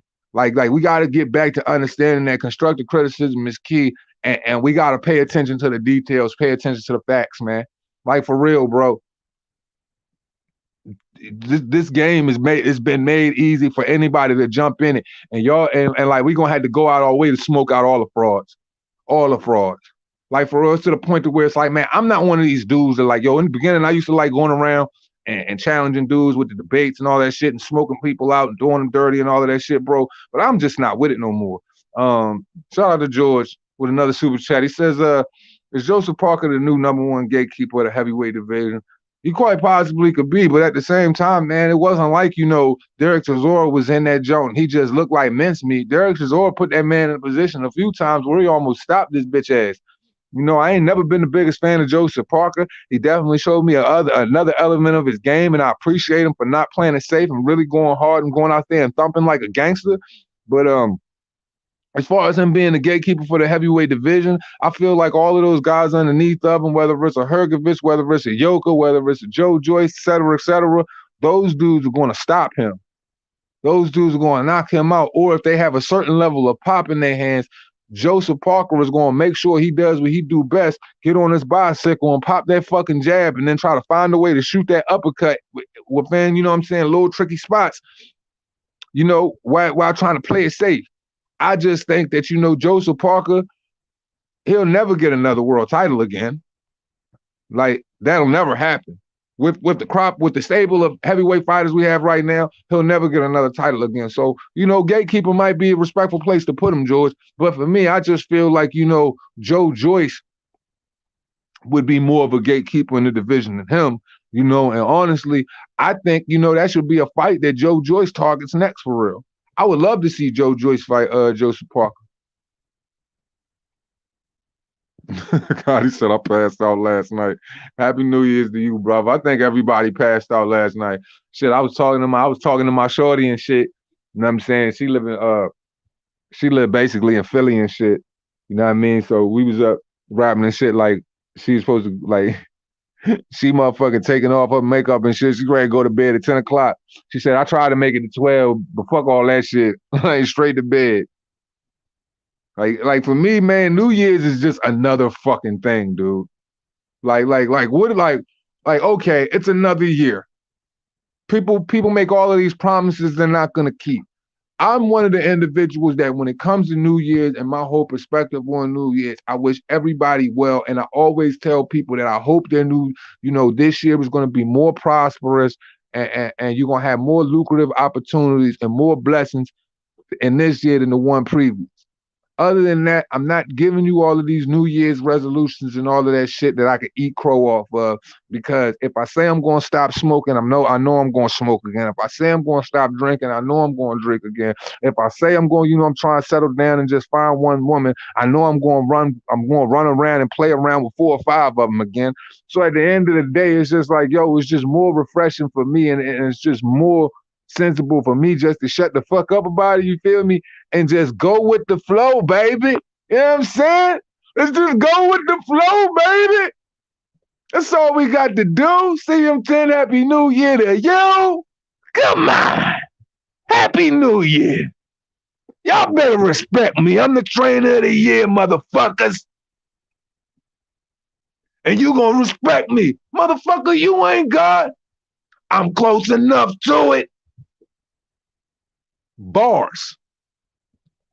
Y'all know who said that shit. Y'all know who said that shit. Don't act like, so if anybody tune in, go back to River Gang. Hold on, which one is it? The Age of Spin Volume 5 or Delusional Disorders Volume 1, which was done probably about 2 weeks ago, and then you'll completely understand what the fuck I'm talking about right here. No, I am not out my mind. I'm a sane person and shit. We just having fun over here.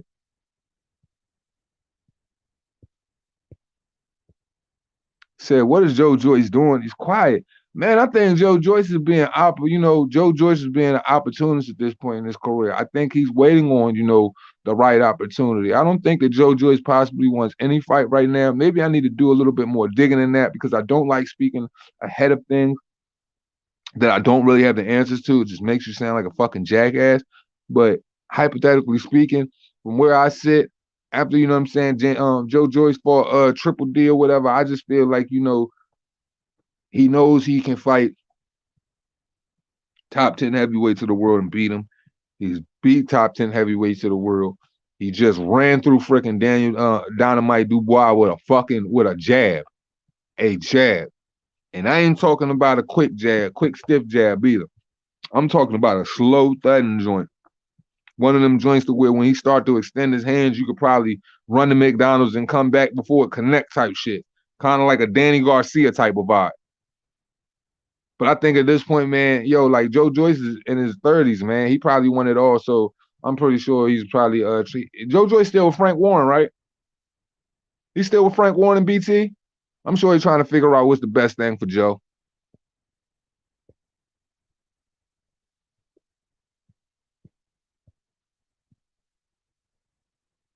Yeah, man, that's all it's about, man. Pushing in the right direction and making the right decisions, bro, because this shit makes no fucking sense to motherfucking like, it's like all of those people who make resolutions, bro, I just want, you know what I'm saying? Like, I just want my nephew to kick him straight in the dick.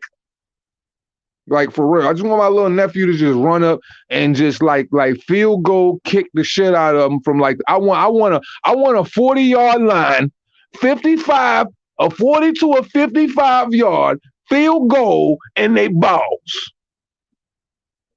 Kick the motherfuckers' balls off for their stupidity. I just want them to give them an old swift kick in the ball. Get him, nephew. Kick that nigga in the nuts. I think Joyce is too old and his chin is going to crack within 3 to 5 years if he takes too much punishment. Yeah, man, that's the downside of Joe Joyce. He's such a big burly specimen though, man. Like for real, like I see why. You know, his nickname is the Juggernaut. Look at his fucking build. You just would think a guy with a build like that is big like that. You just would think that he has so much more to offer. But Joe Joyce, what he offers is the fact that, you know, he's extremely durable. And what he does, it might not be the sexiest thing in the world, but it's effective, highly effective.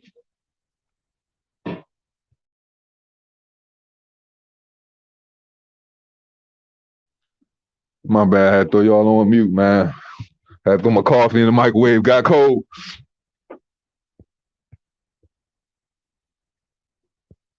So yeah, man, like I'm a fan of Joe though. You know, Joe don't really bring too much excitement, but it's just like, yo, it's one of them things when you watch a Joe Joyce fight, it's just like, bruh, sit and just wait, because it's one of those things to where it's like methodical punishment. Like it's gonna come over time and it's gonna keep coming. The jab is going to keep coming. The pressure is still going to be there. He's going to be mid-range within, you know what I'm saying, within the realm to be able to punch the shit out you. And he's very studious and he's a poised guy. And I think that's the one thing about Joe Joyce that might make him special in a sense and different and awkward in a sense to other guys, because of the fact of, you know, you can't really put a timestamp on when to take care of that guy. You kind of got to go through the emotions in the ring and deal with him how you deal with him. And then, you know, it's going to play out how it plays out. But all you can do is stick to the game plan. And if the first and the plan A don't work, go to plan B. But I would just say that, you know, like, it don't seem like too much hurt him. But, you know what I'm saying, just jab him up, keep moving, jabbing him up, you know, give him a boxing lesson and just jab him up and stay on the outside. Just don't get in a position where that dude can just consistently walk you down and punch you all the time. Make him work for that. Make him work make him work to get in the distance he needs to get in to benefit himself on the point system. Because majority, that's what Joe Joyce is going to do. He's going to sit out there.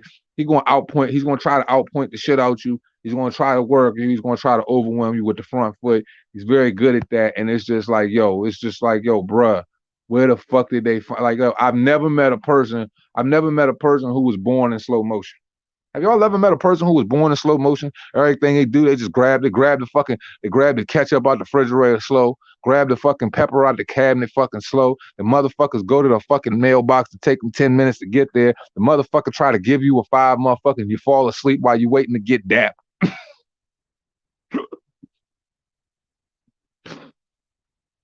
You falling asleep trying to get a dap, bro. Nigga was born in slow motion, bruh.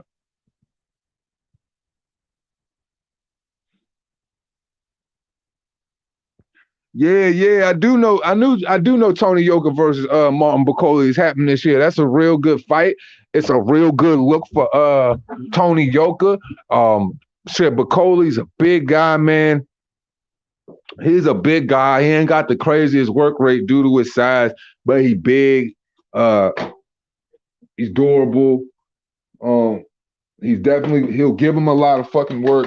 And Tony Yoka will be able to go out there and display, you know, all of his moves, all of his tools, the fluent movement, the good hand speed. He'll be able to use all of those things against Bakoli.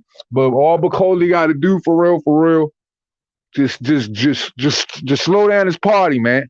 Just hold his party for real. Just pull up on him, VIP, front row, get right in front of his motherfucking ass, smother him, and give him the unorthodox, like, I'm gonna brawl the fuck out of you. I'm gonna maul the fuck out of you. I'm gonna poke the fuck out of you. I'm gonna jab the fuck out of you. I'm gonna keep it close and real intimate. Try to stop Yoka from moving, and then try to get him up against the ropes. Try to get him up against the corner. Fire off those hooks to the body. Come upstairs with a couple shots, you know, and try to find that home with that straight right hand. I feel like that's the best thing for Bacoli to do. Like one thing about it's pretty elementary to me when it comes to guys with monster size and compared to a guy with movement. I feel like the guy with size should always overwhelm and be the beast. Like all of the hibernation fur on the opponent. Like let them feel let them feel you. You know what I'm saying? Make it real ugly and completely. You know, try to gas out the legs. So a lot of poking and a lot of probing at the body. You know, just consistently just probe at the body. Try to keep them on the ropes. Try to keep your weight on them in physical contact. Try to keep the referee, you know, trying to monster separate between the individual and just always just consistently, you know, smother that motherfucker's breathing. Period. Try to take away all of the things that take away his advantages. Joker's advantage is to move, to be slick, to come in and out, to make you work for it. You know what I'm saying? To tire you out, to make you look crazy in front of the judges. So brawl that motherfucker and bust that motherfucker head wide open. Make it look ugly. I swear, that's why we call them the big uglies, man. Get big and get ugly. But Yoka is going through a divorce, so don't be surprised if he look vulnerable. But Bacoli ain't a joke. Yeah, man, but Bacoli ain't no whore. Bacoli is far from a whore. Don't get it twisted.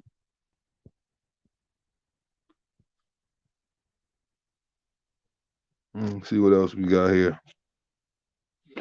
When are you going to get to see Josh Taylor? When are we going to get to see Josh Taylor fight again? Spence want to play Darkwing Duck. Bud should entertain that fight. It's on the table. It's an option as far as Bob Arum is concerned, but we got to understand the shrewd business tactics, and we got to understand the money that Bob Arum is seriously trying to pull up. He tries to make it like, you know, it's a lucrative offer for Terrence Crawford if he does take that fight, but we would have to see. We would only be able to identify with that and understand that if we see the numbers. So until we see the numbers or we see the contract, we won't even know what it is. So, you know, that fight could happen. I think it's a great fight, but I feel like Terrence will get criticized anyway, even all of the opponents, you know, Josh Taylor's taking on, even though we know 140 guys are already positioned and built, you know, those guys at 140 are big and for real. They have a home at 147 as well. But shit, Josh Taylor's supposed to be fighting Jack Catterall, right? Ain't he supposed to be fighting his mandatory?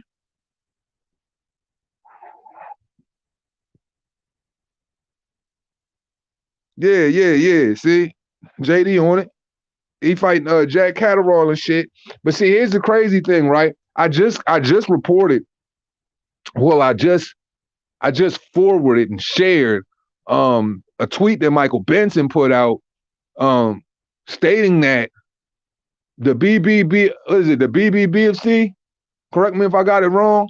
They have completely shut down all the boxing matches in the UK due to the pandemic.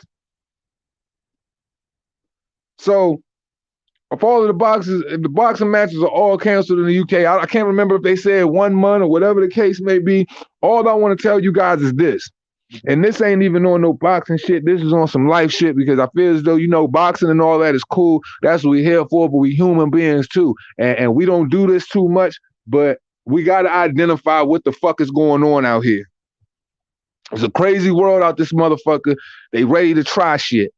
They ready to try shit that's going to divide you, that's going to divide me, that's going to divide you from your neighbors, divide you from your loved ones, try to turn you against your loved ones on some real, you know what I'm saying, some real Iron Curtain type shit. It's the best way I could try to say it without getting myself in any trouble. This is basically what I'm saying is what you are witnessing by Michael Benson tweeting saying that they are shutting boxing down and the UK for however long they're doing it based on the you know what, that would tell you, look, over the next few weeks, I want y'all to understand something. Believe me if you want to believe me, or don't believe me, I don't give two shits. But I say these things because I got love for everybody in the world. I'm not dismissive of anybody. I'm flesh of my flesh, blood of my blood, just as like y'all are. You know what I'm saying? Everybody's supposed to be made in the body of Yahweh. So what I'm saying is this, man. They about to try some real tricky Akon shit and you know, try to put us on Akon first single level, if you get me. They're trying to put us under master lock and key again. And it's going to take place, and they're going to try to bend and break society. So they might take boxing completely away from us here soon. So I guess this has to do with boxing as well. So don't be surprised if you don't see any matches over the course of the next several months or so, because I'm telling you, it's about to go down. Things aren't going the way they wanted to go. They tried to put a plan in motion that didn't work, that they tried too early. If they would have waited another generation for them fucking zennials and all of that bullshit, the ones that ain't raised by people that's right, this shit might have worked.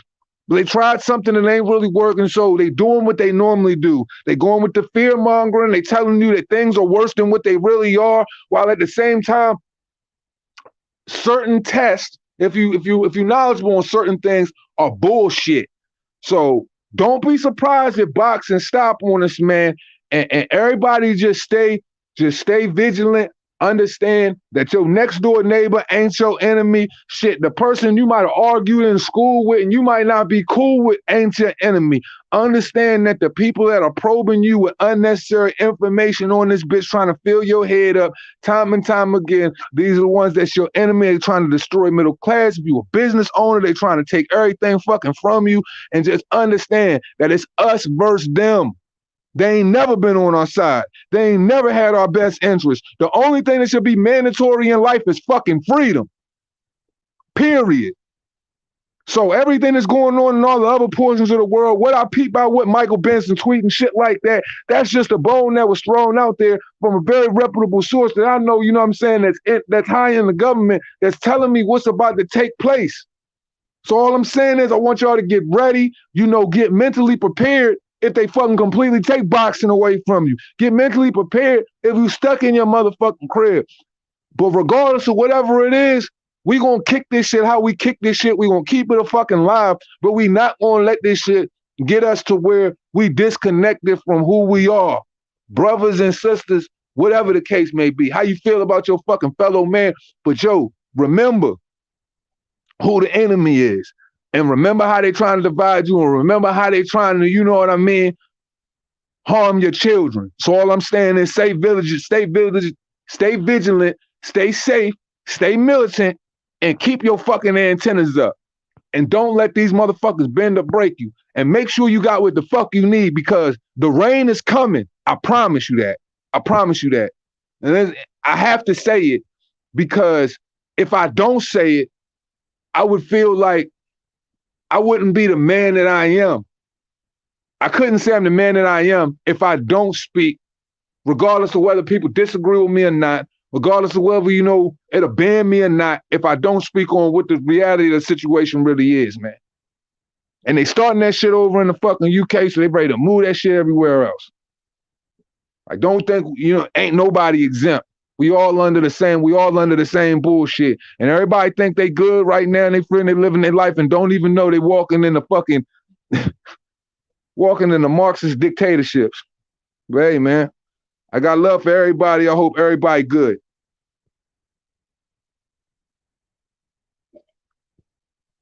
And every time, and here's the deal, stop letting these motherfuckers try to divide you and try to put you in two separate classes. Like nobody's in separate fucking classes, man. We all the fucking same.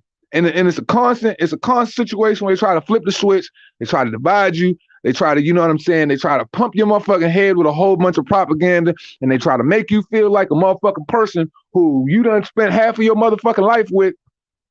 Shit, done sneezed, done coughed, and been through all types of shit, bronch, fucking flus, all types of shit. And motherfuckers just walk that shit off, shrug that shit off, go to work. You could used to talk to a motherfucker and be like, bro, you gave me a cold last week. Now they just over-exaggerate everything. But the problem is we're probably living in one of the most corrupt times ever in worldly history. Because this isn't just affecting one part of the world, it's affecting the whole world. And when you start to witness, especially when I'm starting to witness, the complete downfall of the middle class and private ownership, and you're only letting certain major entities move and sell shit, but Amazon, Walmart, whatever, they can move all day long. That tells you one thing. They want you hand over fist. And the only way we out of this shit, the only way we gonna get out is united non-compliance for real.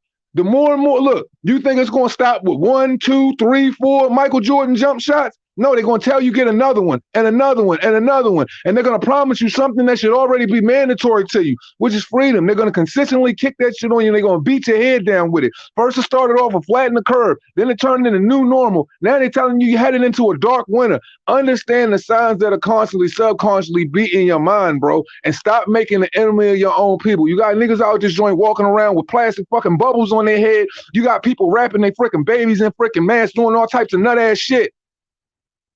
I'm telling y'all for real, the shit gonna get spooky, man.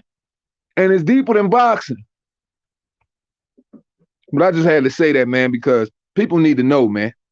People need to know.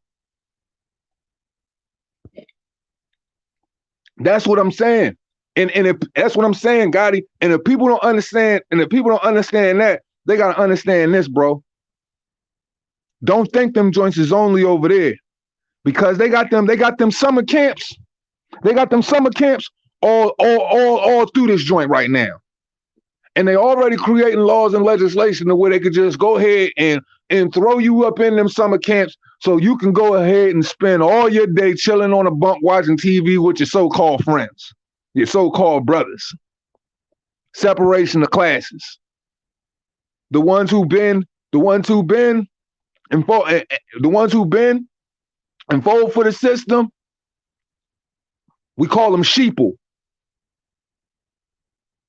But the ones who don't, the ones who stand on their own 2 feet, they don't want you thinking. They just want you falling in line, and they just want you to, and look, there was somebody said something years ago, and it's true to life. Yo, you can get more done. You can get first, you never give a person the stick first. You always start with the carrot. And if the carrot isn't beneficial, then you move to the stick. So when you start receiving the stick, understand they're not giving you the stick first anymore. They're gonna say, yo, you're gonna happily walk into the gas chamber. And that's what that's what everybody's doing. So when I look at Australia, when I look at all these other countries in the world, yo, I pray for them. For real. Because I know the shit they're going through. And I know once it starts getting implemented over there, it ain't gonna be long before it's implemented over here. Everything is a test, and it usually always starts down in Africa. It always starts in the less fortunate, with the less fortunate ones that they don't give two shits about. And then it moves and it spreads all over the world. And I'm here to tell you right now, when it happens, because it is going to happen very soon, stand strong in what you believe in, bro, because I'm telling you, you're going to have to be mentally tough to get through this shit, or motherfuckers going to have to set it off.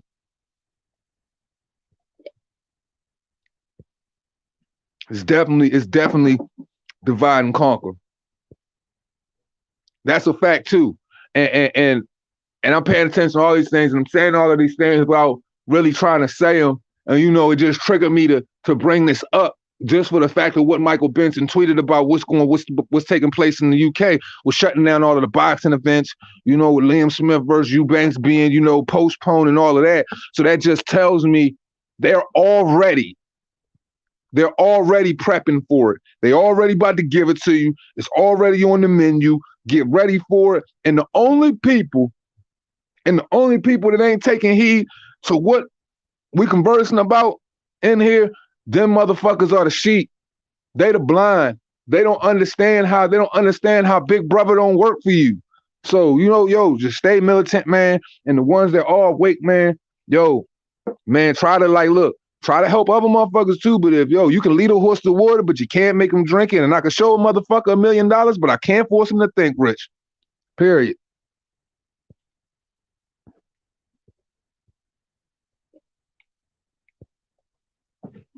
He can get away with that bullshit. And they see the people are getting tired of it. As long as the world keeps turning, we'll be up. We up there in August.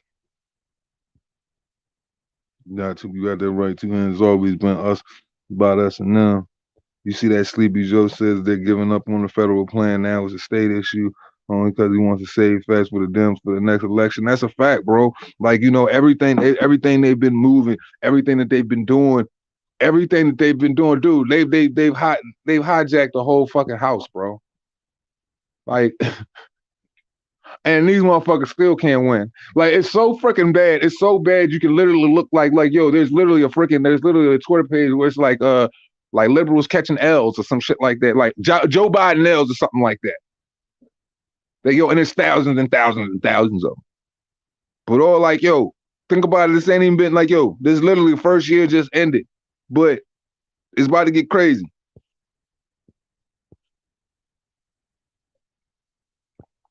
And they got them over here too. And they about to move the motherfuckers in it, man. I can ride up to them joints right now and video record them and show y'all them shits right now, bro.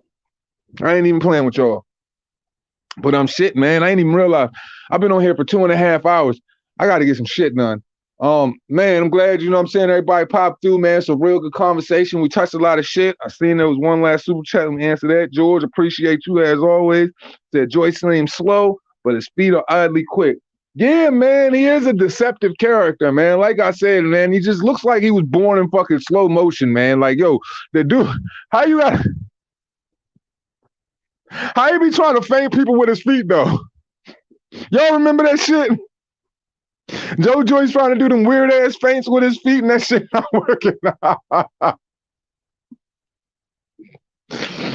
Yo, I swear to God. Like, really, I'm not even supposed to be laughing right now because I got a fucking hernia and shit. And every time I fucking laugh or my voice elevate or my fucking abs tighten up and shit, that bitch start to hurt like a motherfucker. But that's a fainting with his feet motherfucker, man. Oh, yeah, that bitch is a demon. Yeah, that bitch is a demon. You know what I'm saying? Ben Monster corrupt. You know what I'm saying? Engulfed in insider trading. Don't even get me started on Sleepy Joe and, you know what I'm saying, and Jill. You know what I mean? This dude had to be damn near freaking 30 trying to court this little girl, man. They got a 9-year difference. Freaking Joe was born in 42. Jill was born in 51. That's a 9-year gap. But then when I look at Joe sitting in Jill, when I look at Jill sitting in Joe's lap, I see the face of a little girl. I know a premature. This is going to sound terrible. But y'all know what I mean. If you're a father, you know a kid body when you see one. If you're a sensible grown ass man, you know a kid body when you see one. And if you're sus of it, you better fucking check the ID. Then you motherfucking better let her see your motherfucking. You better see a birth certificate as well. Fuck that. You know what I'm saying? You gotta play the game extra safe this time. Gotta have double verification, baby, like a cell phone and the internet. But you know these dudes are weird. Look at the way he interacts with, you know what I'm saying, interacts with the little ones and stuff like that. Yo, these are all grooming tactics. And isn't it funny that all the individuals at CNN, you know, 3 now, have went down for the little people? You know, you feel what I'm saying? You feel what I'm saying? They never had souls, and the problem is, you know, we keep appointing these people, and what made people think that they had all of the power? What made people think they had all of the answers? We are the people. When are we going to take? When we going to take back our financial power from the Fed? It don't even matter. It's too late. They stole all of the money, inflated it with pieces of paper, stole all of your fucking gold, stole all your silver, stole all of your natural resources, left motherfucking America bankrupt while robbing you of your fucking Social Security 24/7 behind your back, not even letting your motherfucking while you not even knowing and you thinking America's secure. Because when the shit hit the fan, America has nothing. Dollar ain't gonna be worth nothing. And why do you think they're taking over, you know, Bitcoin? Why do you think, you know what I'm saying, Elon Musk is so fucking why do you think Elon Musk is so into this Neuralink? Think about it. During the inception of the Neuralink, then you have, you know, you got freaking Mark Zuckerberg. Damn, man, hold on, man. Somebody calling my house.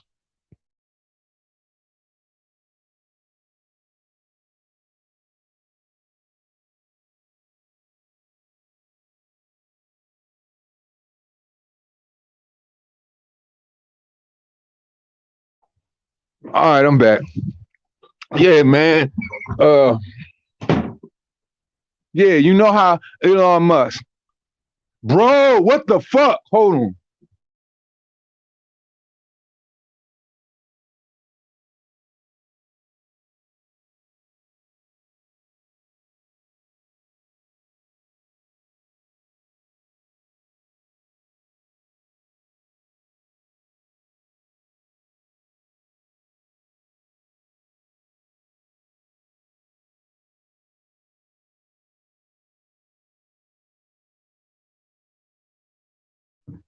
Ah, damn, man. Motherfucker, call your house once.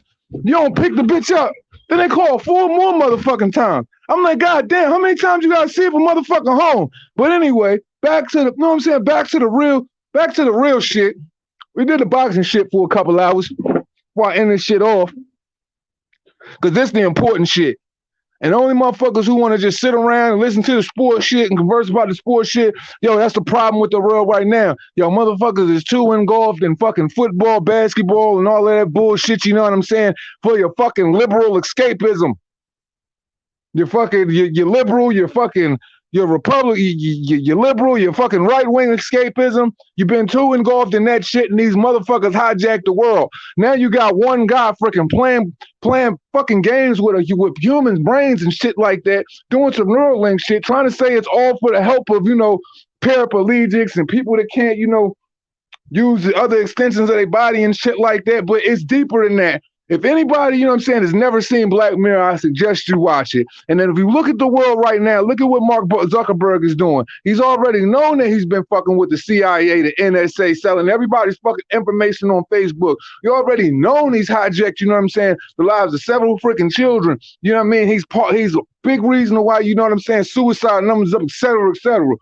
This dude starts the metaverse. So now everybody's buying up these NFTs. And when you heard, Terrence Crawford talking about NFTs months ago, before damn near a year ago, before other people were getting into it, he was doing basically what an NFT is. You are buying items that don't even exist so you can put them in your home on the internet. Because with the new 5G connection and all of that thing that they're implementing in society now, we're at web. Where were we at just this previous generation and the information there? I think we were at Web 2.0. I think now moving into, the metaverse and all of that pushes us to Web 3.0.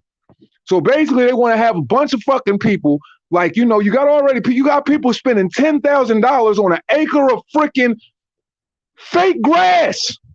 Not grass that you can touch, not grass that you can put a house on. I'm talking about spending $10,000 plus on a lot of grass on a freaking computer generated world on the level of goddamn Roblox, Minecraft, whatever you want to think of. So you basically buy all of these trinkets. Say you want to put a trophy in it, you buy a little trophy, but all this stuff comes from cryptocurrency. It comes from real money.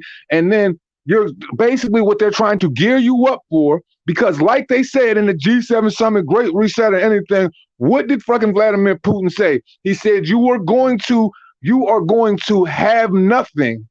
He probably didn't say it like this, but he said, you're going to own nothing and still be happy with it. Then after he makes that statement, 5 months later, you hear Zuckerberg talking about the metaverse, and possibly a year before that, you hear Elon Musk talking about Neuralink.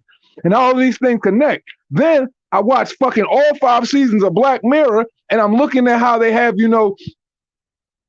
the hybrid transhuman interfaces with, their neural connection, and how, they implant just like the Neuralink, but everybody is able to use pretty much the internet at their full disposal while keeping a handheld device that basically controls all your function. You pretty much can see everything autonomously while you're moving around and shit like that. But at the same time, Big Brother has his whole eyes on you because you're implemented in the system. So if they press a switch, they can shut down the system. So people don't pay attention to biometrics. If you don't pay attention to, the shit that these dudes have going on and things of that nature and what they're trying to do with your kid, I promise you, pay attention to what you letting your kids sit around and do for hours, bro, because the next generation, they gonna be the ones floating in invisible fucking air while they living life like surrogates and shit like that. Everybody got big bellies, don't own anything, living in a socialist communist society where everybody's getting screwed the fuck over.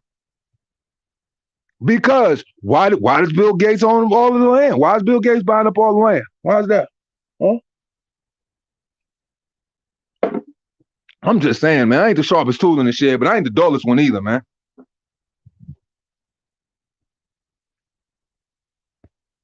For sure.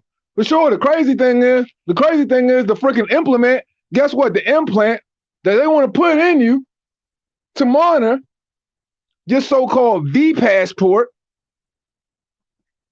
Y'all know what I'm talking about with the V passport. That shit is a little implantable chip that goes in your frick that will go in probably the palm of your hand or something.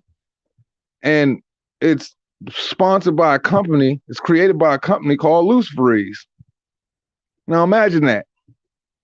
Now I don't get all, you know what I'm saying? I don't get thumping on the word of Yahweh all crazy and nothing like that to be going crazy. I just stay, you know what I'm saying? I'm just staying with what's going on right here. But I'm just saying, if you think about everything that's going on right now, tell me that shit isn't matching up. Taylor can force a fight with Crawford if he asks for the WBO mandatory. Yeah, he can do that. He can do that. But yeah, he can do that. He can go up to 147. And I think he will do that because he said he wasn't going to stick around at 140 too much longer. And he's a big kid, man. So he definitely going to get the fuck up out of there. I promise you that. You know, and Josh Taylor, he another one. Third eye be wide open, bro. I fucking love that dude. Josh Taylor, oh man, I love that dude. Man, that dude be tearing into the motherfuckers. He be tearing into the motherfuckers over in Scotland.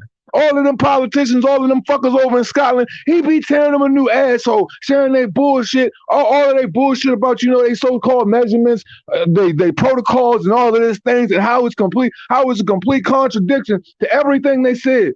How far have we fallen as people when they tell you if you get one, you're not going to need two. Then when you get two, you're going to need three. And this is something, then they tell you this is something we're going to consistently have to do 6 months, while in the same time never isolating the spike protein to be able to tell you, you know, so they can identify what's really what with it, while giving you freaking PCR tests, while the freaking maker of the PCR test is already telling you that shit. You can put that bitch up against a lemon and get a false positive. And now all of a sudden they're coming out and they're telling you this stuff. They just telling you it in the open. So everybody sits and they falls for the coinky dink, the okey doke, and they're like, oh, that's okay. You've been hit with something that you can't even, they won't even give you the ingredients on. And you okay with that? Shit weird. They telling you, man, listen, man. You'll never get your life back with compliance. I promise you that. That's what I'm saying. Also, James, name another shot that, you know, I've never had to take a shot where somebody said it was going to take my job. I never had to take a shot where somebody said I was going to have to shot. I never had to, you know what I'm saying?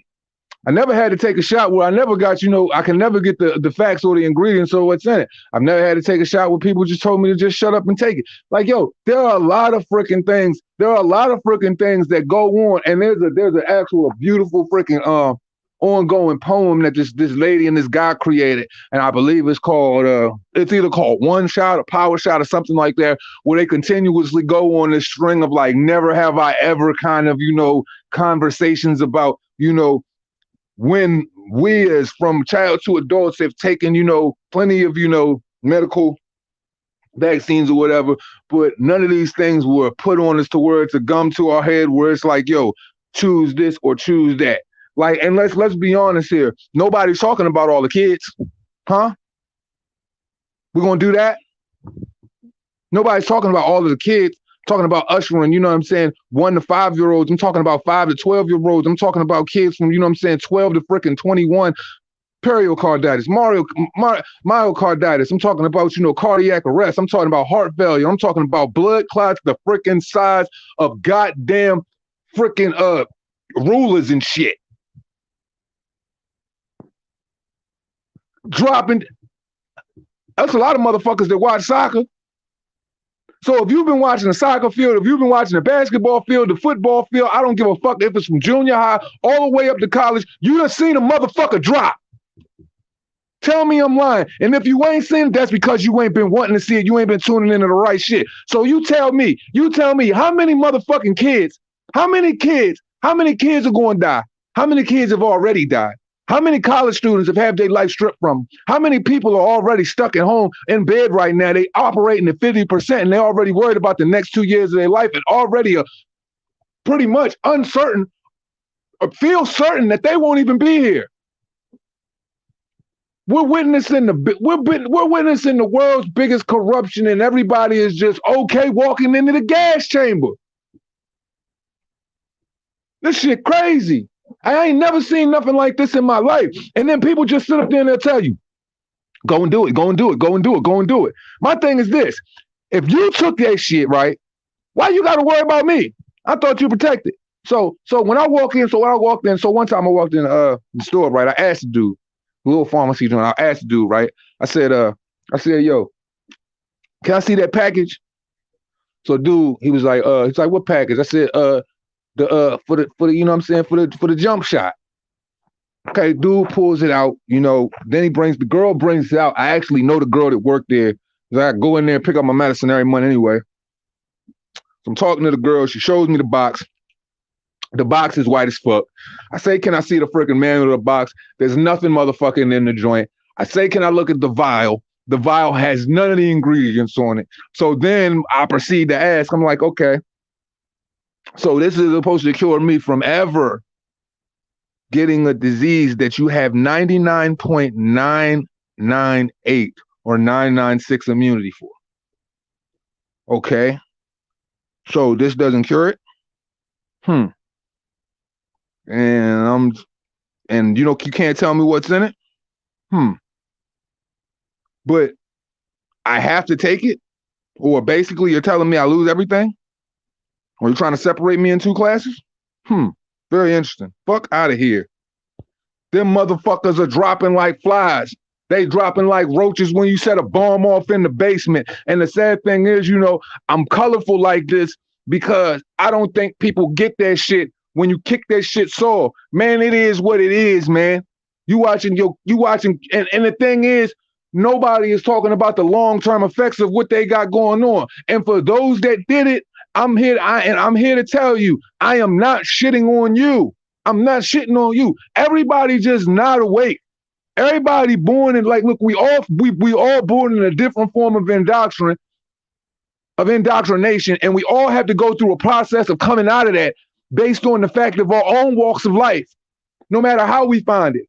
Like, I've had my eyes open ever since a youngster because I was taught that. But, you know, like my best friend, this motherfucker is on like a 0 to 100 on information, spitting this shit out crazy on some political shit to his mother, father, everybody else, because he's so overwhelmed. He's so overwhelmed with what the truth really is now, he could never see it before. So now it's like kind of like Neo when he popped the red pill and this motherfucker just wake up and all of this wild shit going on, his heart racing and stuff, because he's overwhelmed with information. He realized he got to relearn all of the shit that he thought he understood and put that shit in practice now. But it's helping him move militant. This shit is not, man, look.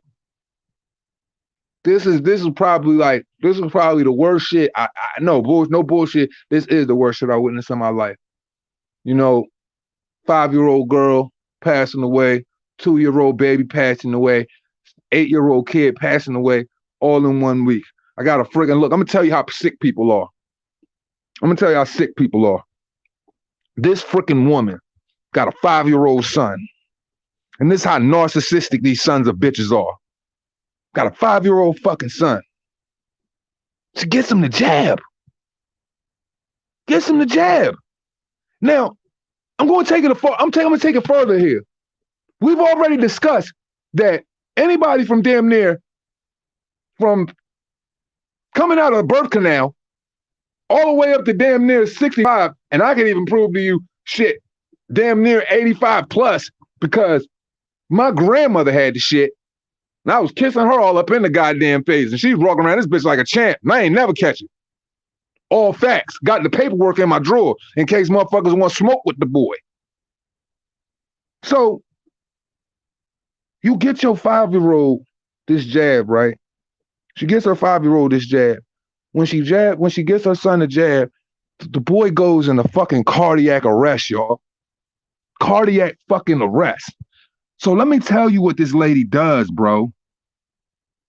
Kid goes in cardiac arrest, does like what any other mother's supposed to do, rush the child to the hospital, make sure it's well being good, all of that shit.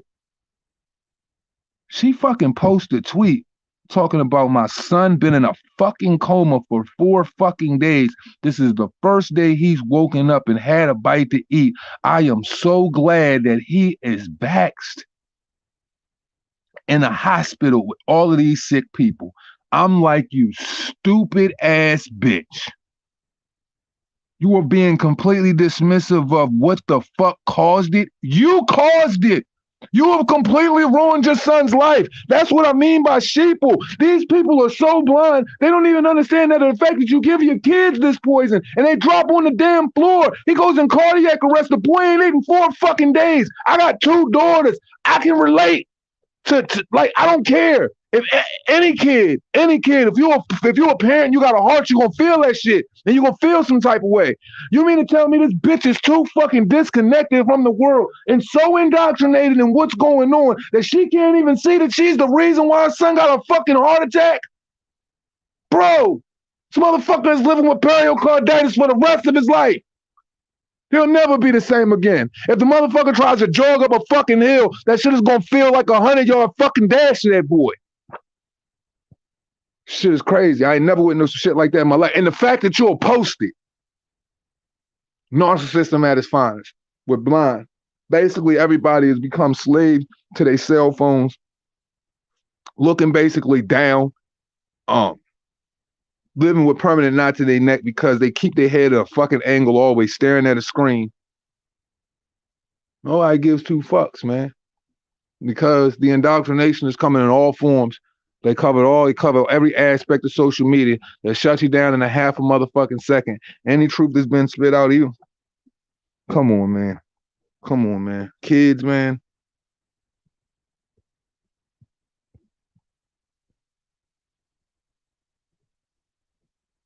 These goddamn freaking spammers, bro. Sure, JD, but there's been plenty of other famous folk that die right after the jab. Hank Aaron, shit, fuck that. Let's continue. Let's keep it going farther. Hank Aaron, DMX. How about Demaryius Thomas? Future Hall of Fame wide receiver from the Denver Broncos when John Elway and goddamn Von Miller was going ham. Won the Super Bowl solely off defense because Peyton Manning ain't do shit. Demaryius Thomas, found dead in a shower, cardiac arrest. Right after it. Who else?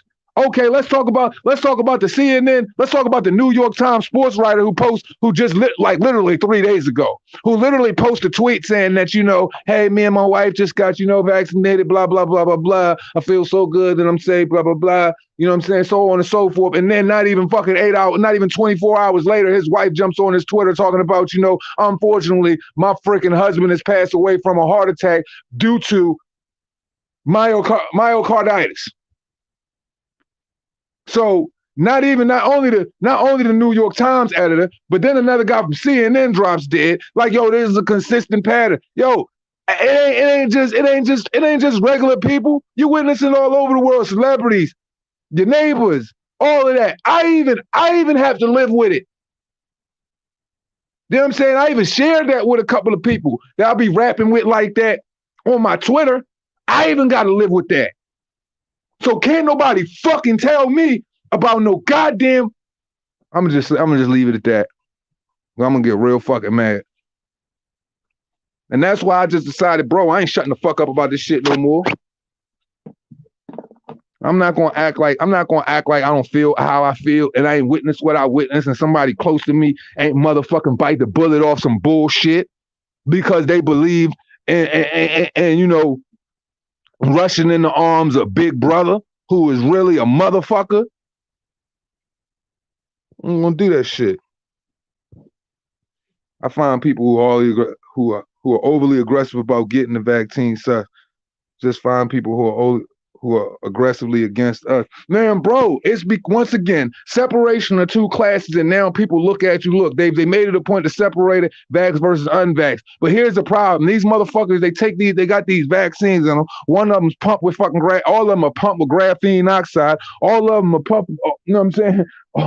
Like, yo, fucking nanobots, graphene oxide, you name it. All three vials, AstraZeneca, Pfizer, and Moderna, all of them have three different things in them. As a matter of fact, there's a gentleman who just took 8 individuals, 8 that was vaxxed, 8 that were unvaxxed, sat them all in a freaking field, cut on a Bluetooth connection, and saw that all of them were reading all types of weird coded fucking language on the computer system.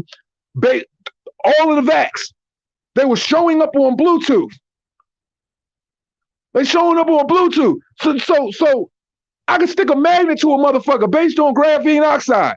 That's because the graphene oxide all running through their body. Why you think, yo, you can't be dismissive of a million motherfuckers getting convulsions. Y'all think people really in the hospital because of a fucking cold?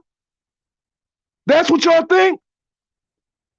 Man, they're in the hospital because of adverse reactions to vaccine. If you don't believe it, go ask the nurses. Go ask them. Go ask all of the ones who quit, all of the ones who quit because they try to come down with that mandatory shit.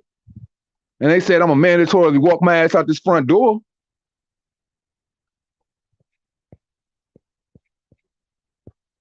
One side wants freedom to do what they want. The others want to mandate everything. They want everyone. What you talking about? Man, listen, man. Listen.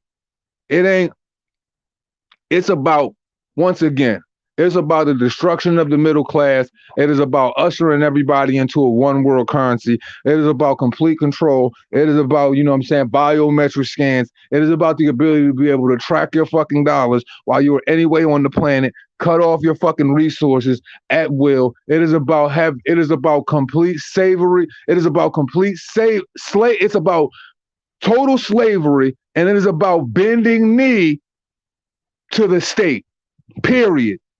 That's what it's about. And they're going to do anything they can to put that plan in motion. Once again, the destruction of the middle class means when there's no middle class, there means you're either one or two ways. You're either with the 1% or you're with the many who are broke and have to wait on extended hands from the state. That's what they want from you. And the moment and then think about it. Why do you think Joe Biden is shifting the IRS looking in the finances to $600 fucking dollars? It went from 10,000. The IRS would have to take a look in their finances. Now they passing through at $600. Why do you think that is, man?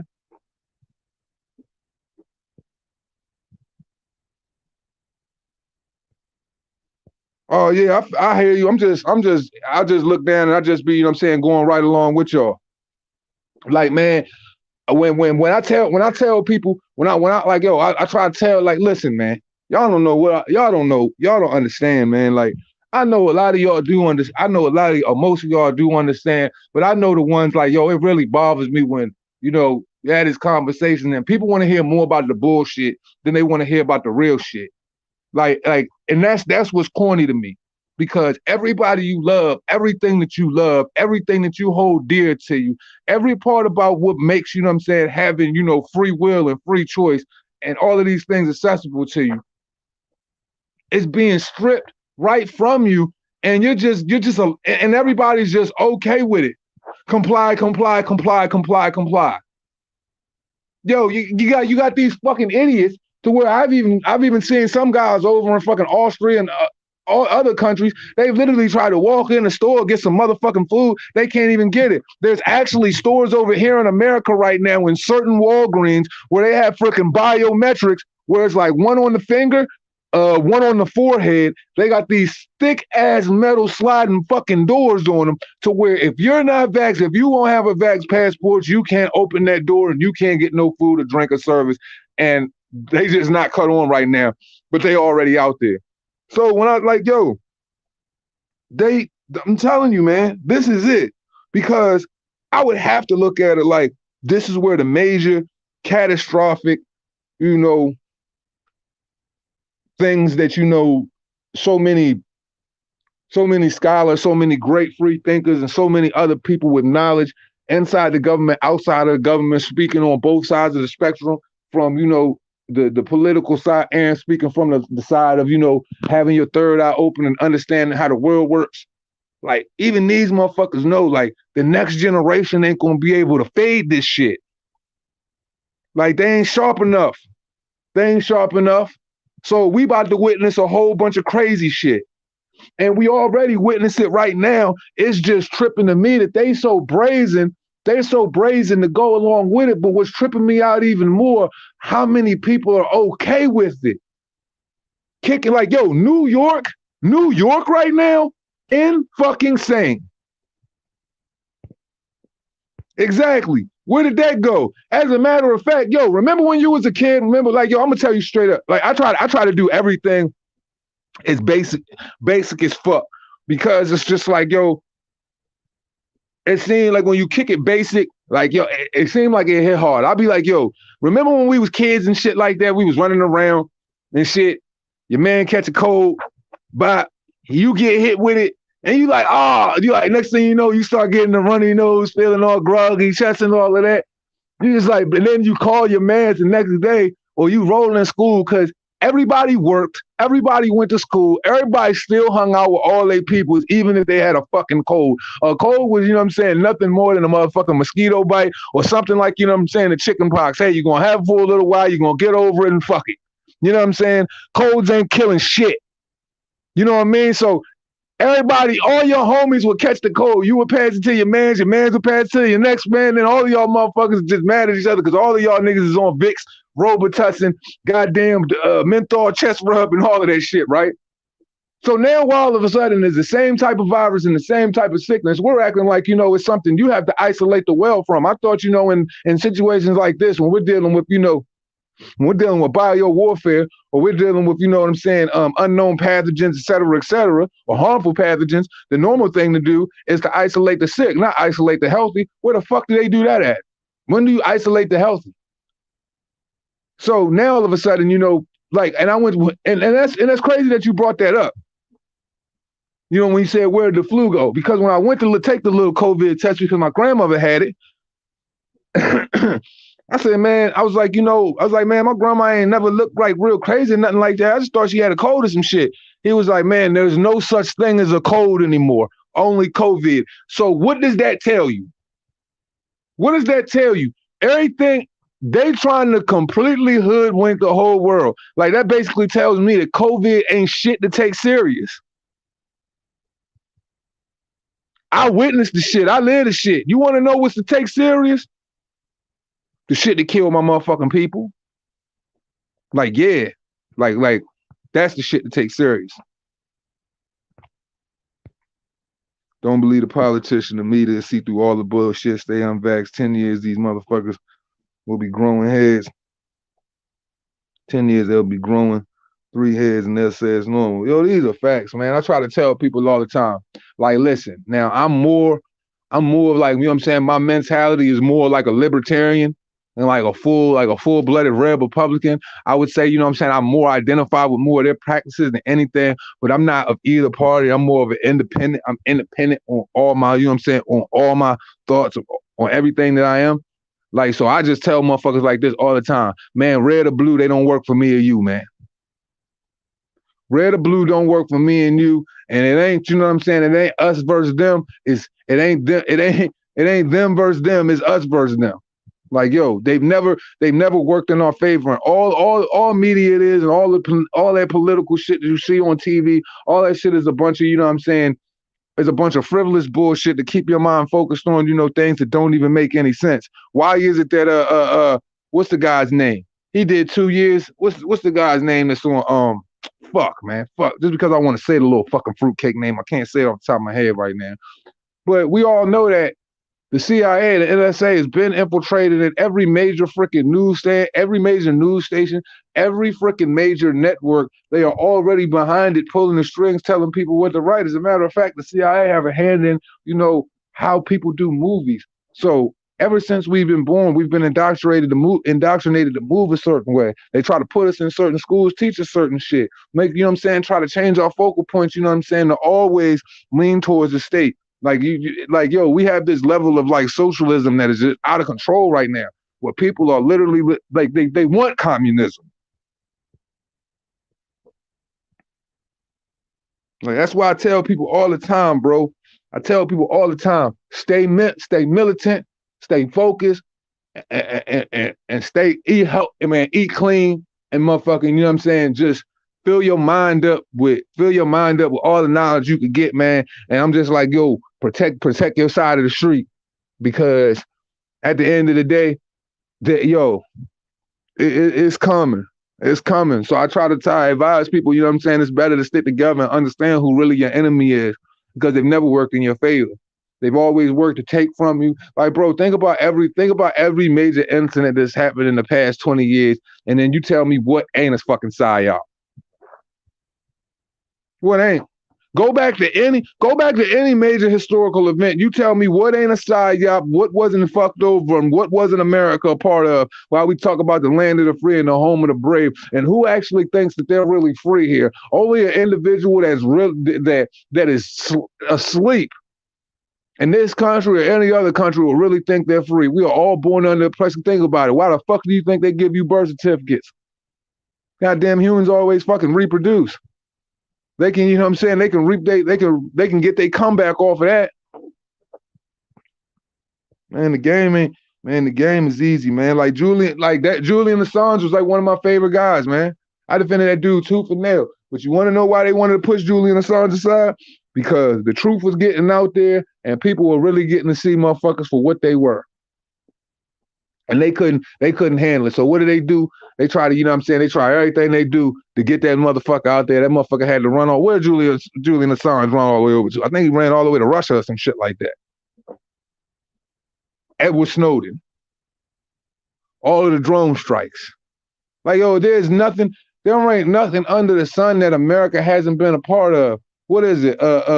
Operation Fast and the Furious. Barack Obama. The one everybody threw their black fist up for and they kicked their feet up for because they saw a black face in the White House thinking he was going to change something when he was ready to do more damage than any other president in American history. What did that fucker do? All he did was kill motherfuckers left and right, fearmonger, and motherfucking go over to Mexico and create a fucking drug war that superseded fucking the killings of the years before. And now we got, you know what I'm saying, all of these, you know what I'm saying, beautiful people over in, you know, Mexico dying left and right, you know, Juarez up to 8 fucking killings a day. There's literally a fucking documentary called 8 Killings a Day based on Operation Fast and the Furious. These motherfuckers created a wild, wild west so they could benefit off of a narco state, constantly tripping over their feet over the stupid shit they do, passing around trillions of dollars like they fucking lollipops while they're fucking off, you know what I'm saying, our taxes, increasing our taxes, inflation, our shit, saying that there's always a plan for the little guy when really all they do is take them fucking plans and the motherfuckers, all they do is take what they say they're going to do for us, rob from us, you know, overly inflate, you know, the prices of everything on taxes. And then when you show back up to the gas pump, the gas price done went from $2.75 to $4.23 or some shit like that. Go, you know what I'm saying? Fucking tax done went up how many percent in the past year? Come on, man. Come on, man. I can consider myself a constitutional purist, libertarian all the way. That's a fact, man. That's a fact. That's me. That's me, man. I'm a true believer in standing in independence. I'm pretty much very old fashioned when it comes to, you know, relationships amongst individuals. I do believe in, you know what I'm saying? Like, I believe in people should work for what they have. I believe in, you know, sole ownership, and I believe in, you know what I'm saying?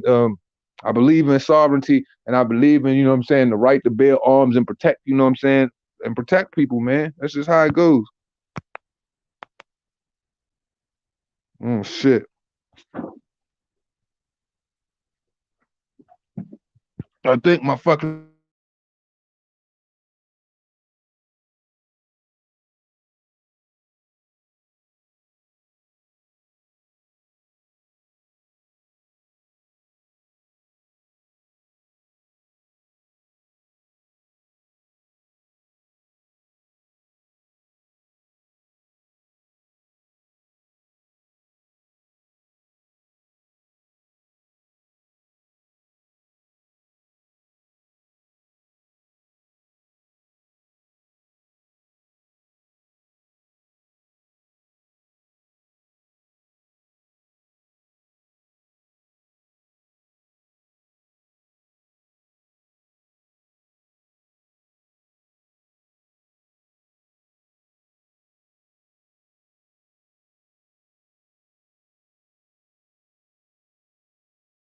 back up my shit.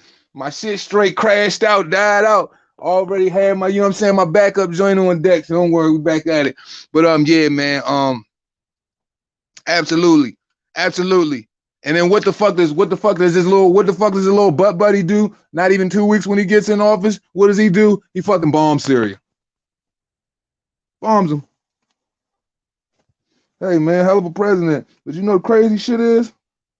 That's who these motherfuckers wanted. That's who they wanted. That's exactly who the fuck they wanted. They wanted him, they got him. And now that they got them, everybody is resenting having them. But you want to know the problem with ignorance? People are so fucking stubborn. They would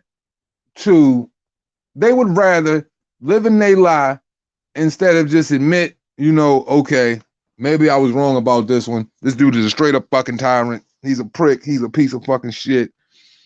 Like, yo, no bullshit. I gotta go to the fucking hospital, dog. Like, no bullshit. I gotta go, like, for real. Like, this motherfucking hernia, I don't know what the fuck this bitch doing to my stomach, but like, yeah, it's to the point I gotta go to the hospital, like, right now. So, I'm sorry to shut this stream down. God damn.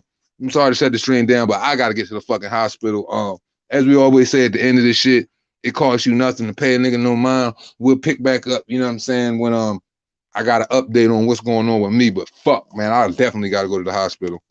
Respect.